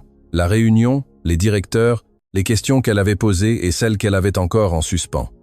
Monsieur Aurélien l'écouta les yeux fermés. Valentine, qui le connaissait suffisamment bien pour savoir que les yeux fermés ne signifiaient pas qu'il ne prêtait pas attention, mais tout le contraire, continua de parler. Quand elle eut fini, Monsieur Aurélien ouvrit les yeux. « Et Chardin ?» demanda-t-il. « Difficile, » dit Valentine. « Mais honnête, je crois que je peux travailler avec lui. C'est le meilleur que tu aies, » dit Monsieur Aurélien. « Ne le perds pas. » « Je ne le perdrai pas. » Monsieur Aurélien hocha la tête une fois, et dans ce hochement, il y avait quelque chose que Valentine reconnut parce que c'était nouveau. Ce n'était pas le hochement de celui qui approuve, c'était le hochement de celui qui fait confiance. C'étaient deux choses complètement différentes. Pendant ce temps, à l'autre bout de la ville, Romain Clermont traversait les conséquences de ce que novembre et décembre avaient laissé. Clermont Industries ne s'était pas effondré. C'était une entreprise avec suffisamment d'histoire pour ne pas s'effondrer d'un trimestre difficile, mais elle avait subi une contraction significative. La vente de l'usine d'Orléans pour générer des liquidités, la renégociation de la dette avec 3 banques, le départ de 2 des partenaires du fonds d'investissement avec des conditions qui les avaient plus favorisés que Romain. L'entreprise survivait, mais elle avait diminué. Et Romain, qui avait construit son identité sur l'expansion permanente de ce qu'il possédait, découvrit que le rétrécissement a une saveur spécifique qui ne ressemble à rien de ce qu'il avait expérimenté auparavant. Isabelle de Montaigne, la femme à la robe rouge du gala, avait disparu du paysage avec l'efficacité silencieuse avec laquelle certaines personnes disparaissent lorsque les circonstances qui les avaient attirées changent de direction. Il n'y eut pas de drame, pas de scène. Simplement un jour, les appels furent plus courts et puis ils furent moins nombreux et puis ils ne furent plus. Romain le traita seul dans son nouvel appartement, plus petit que la maison de Neuilly, car la maison de Neuilly était en cours de vente pour contribuer aux liquidités. Avec cette solitude spécifique des hommes qui ont construit leur monde autour du pouvoir qu'ils exercent sur les autres et qui découvrent, lorsque ce pouvoir diminue, qu'ils ne savent pas exactement ce qui reste en dessous. La dernière carte arriva en février. Romain se présenta au bâtiment corporatif du groupe Lefebvre, un mardi à 11h du matin sans rendez-vous. Il dit à la réceptionniste qu'il avait besoin de voir Valentine Dubois. La réceptionniste le fit attendre avec une courtoisie parfaite pendant 15 minutes. Au bout de ce temps, Marc sortit dans le hall avec son expression d'efficacité aimable. « Mademoiselle Dubois a un agenda complet ce matin, » dit Marc. « Puis-je vous fixer un rendez-vous pour la semaine prochaine, si vous m'indiquez la raison de la réunion ?»« La raison, » dit Romain, « est personnelle. »« Je comprends, » dit Marc. « Voulez-vous laisser un message ?» Romain le regarda un instant. Il regarda le hall du groupe Lefebvre avec sa pierre de taille grise et sa solidité discrète, la plaque de bronze près de l'ascenseur qui disait « Groupe Lefebvre ». Fondé 1966. Il regarda la réceptionniste qui tapait sur son ordinateur avec l'indifférence entraînée de celui qui n'enregistre pas ce qu'il ne doit pas enregistrer. Il regarda Marc, qui l'attendait avec une patience qui n'était pas condescendante, mais simplement infinie. Et alors Valentine apparut dans le hall. Elle venait de l'ascenseur avec un dossier sous le bras et le téléphone à la main, parlant à quelqu'un à qui elle disait que la réunion de 14h était confirmée. Elle vit Romain alors qu'elle avait déjà fait plusieurs pas dans le hall et ne vacilla pas, ne changea pas d'allure. Elle termina sa phrase au téléphone. « Oui, à 14h, parfait. » Et raccrocha. Elle le regarda. Romain la regarda. Elle portait un tailleur bleu marine, cheveux relevés, de petites boucles d'oreilles en or. Elle était exactement comme toujours et complètement différente. Il y avait dans sa posture quelque chose qui n'était ni la robe, ni la coiffure, mais quelque chose de plus intérieur et de plus permanent, quelque chose qui se construit lorsqu'une personne occupe la place qui lui revient et le fait de l'intérieur et non par la permission de quiconque. « Romain », dit-elle, avec la même neutralité que le jour de l'appartement du 16e. Valentine fit une pause. Il était visible qu'elle avait préparé quelque chose à dire et que maintenant, face à elle, dans ce hall, les mots avaient un poids différent de celui qu'ils avaient eu quand elle les avait pensés. « J'ai besoin de te parler. » « À propos de quoi ? » ?»« À propos de l'entreprise. D'une possible collaboration. Nous avons des lignes de fabrication qui pourraient compléter. » Il s'arrêta, regarda le sol un instant, puis fit quelque chose qui fut être le plus difficile qu'il ait fait depuis longtemps. Il cessa de parler le langage des affaires. « Valentine, je viens te demander de m'écouter. » Valentine l'étudia un instant. Sur son visage, il n'y avait pas de triomphe, pas de satisfaction. Aucun des sentiments que les histoires de vengeance mettent habituellement à ce moment-là. Parce que les histoires de vengeance ne comprennent pas toujours que la vraie vie a des émotions plus compliquées et plus honnêtes que le triomphe. Il y avait, en revanche, l'expression d'une femme qui est arrivée à un point de clarté par rapport à ce qu'elle a, à ce qu'elle veut, et à ce qui ne l'intéresse pas d'occuper son temps et son attention. « Marc », dit Valentine sans quitter Romain des yeux. « Oui », répondit Marc depuis sa position discrète près de l'ascenseur. « J'ai quelque chose avant 14 heures. Elle a un appel avec le directeur d'Acier du Nord à 13h30, dit Marc. Et Maître Leclerc attend la signature des documents de la filiale d'Orléans à un moment donné dans la matinée. Parfait. Valentine regarda Romain. J'ai jusqu'à 13h. Viens. Et elle marcha vers la petite salle de réunion qui se trouvait à côté du hall, celle qu'ils utilisaient pour les visiteurs qui n'allaient pas jusqu'aux salles de l'étage exécutif. Romain la suivit. La conversation dura 45 minutes. Valentine écouta, posa des questions, prit des notes dans un petit carnet avec la même attention qu'elle avait prise des notes lors de la réunion avec les directeurs du groupe. À la fin, elle dit qu'elle allait l'évaluer, que si quelque chose était viable, elle le transmettrait à l'équipe correspondante, qu'ils disent à leur service commercial d'envoyer la proposition formelle par les canaux réguliers. Rien de plus, rien de moins. Romain sortit du bâtiment du groupe Lefebvre à 12h15. Il monta dans sa voiture, le chauffeur, le même que toujours, qui le conduisait depuis 8 ans et qui, en ces 8 ans, avait appris à lire les silences de son patron avec plus de précision que de nombreux collaborateurs directs. Il le regarda dans le rétroviseur et ne posa aucune question. Il démarra la voiture et Romain Clermont, en route vers son bureau dans la Tour Eiffel, eut pour la première fois depuis longtemps la sensation nette et peu confortable d'avoir été dans une pièce avec quelqu'un de plus grand que lui, non pas en termes d'argent ni de pouvoir, bien que sur ces termes aussi, mais au sens le plus fondamental et le plus difficile à ignorer. Quelqu'un qui occupait son espace de l'intérieur et qui n'avait pas besoin de l'approbation de personne pour, raclement de gorge, le justifier. C'était la sensation que Valentine avait dû avoir de nombreuses fois pendant le mariage, en voyant comment il essayait de la réduire, seulement il l'avait remarqué tard, trop tard. Ce même après-midi, à 10 à 7 heures, Valentine alla à la clinique avec le café habituel. Monsieur Aurélien était dans le fauteuil. Il avait la couleur d'une bonne journée. Le traitement avait ses rythmes irréguliers, des jours de plus d'énergie alternant avec des jours de moins. Et il avait lu un rapport financier qu'il avait sur les genoux, mais qu'il avait fermé quand il avait entendu des pas dans le couloir. Valentine entra, posa le café sur la petite table, s'assit en face de lui. « Romain est venu aujourd'hui, dit-elle. »« Je sais, » dit monsieur Aurélien. Marc l'avait tenu informé de tout ce qui se passait dans le bâtiment. Je lui ai dit d'envoyer la proposition par les canaux formels. Monsieur Aurélien la regarda. « Et tu vas la revoir ?» Valentine réfléchit un instant. « Si elle a un sens commercial, oui, dit-elle. Si elle n'en a pas, non. » Une pause. « Je ne ferai pas d'affaire avec lui pour le punir, ni je ne cesserai d'en faire pour le punir non plus. Je ferai ce qui a du sens pour le groupe. » Monsieur Aurélien hocha la tête. Cette fois, le hochement fut plus lent, plus délibéré. Il y avait en lui quelque chose qui, chez un autre homme, aurait pu s'appeler de l'orgueil, mais qui, chez monsieur Aurélien, était quelque chose d'un peu différent, la reconnaissance spécifique de celui qui voit chez une autre personne la version améliorée de ce qu'il avait lui-même essayé d'être. « Bien, » dit monsieur Aurélien Lefebvre. C'était la 3e fois qu'il utilisait ce mot dans ce contexte, et c'était, comme les 2 précédentes, plus qu'un commentaire, c'était une déclaration. Valentine prit son café, monsieur Aurélien prit le sien. Dehors, le jardin de la clinique Saint-Honoré avait les orangers pleins de fruits et le banc en fer forgé que personne n'utilisait.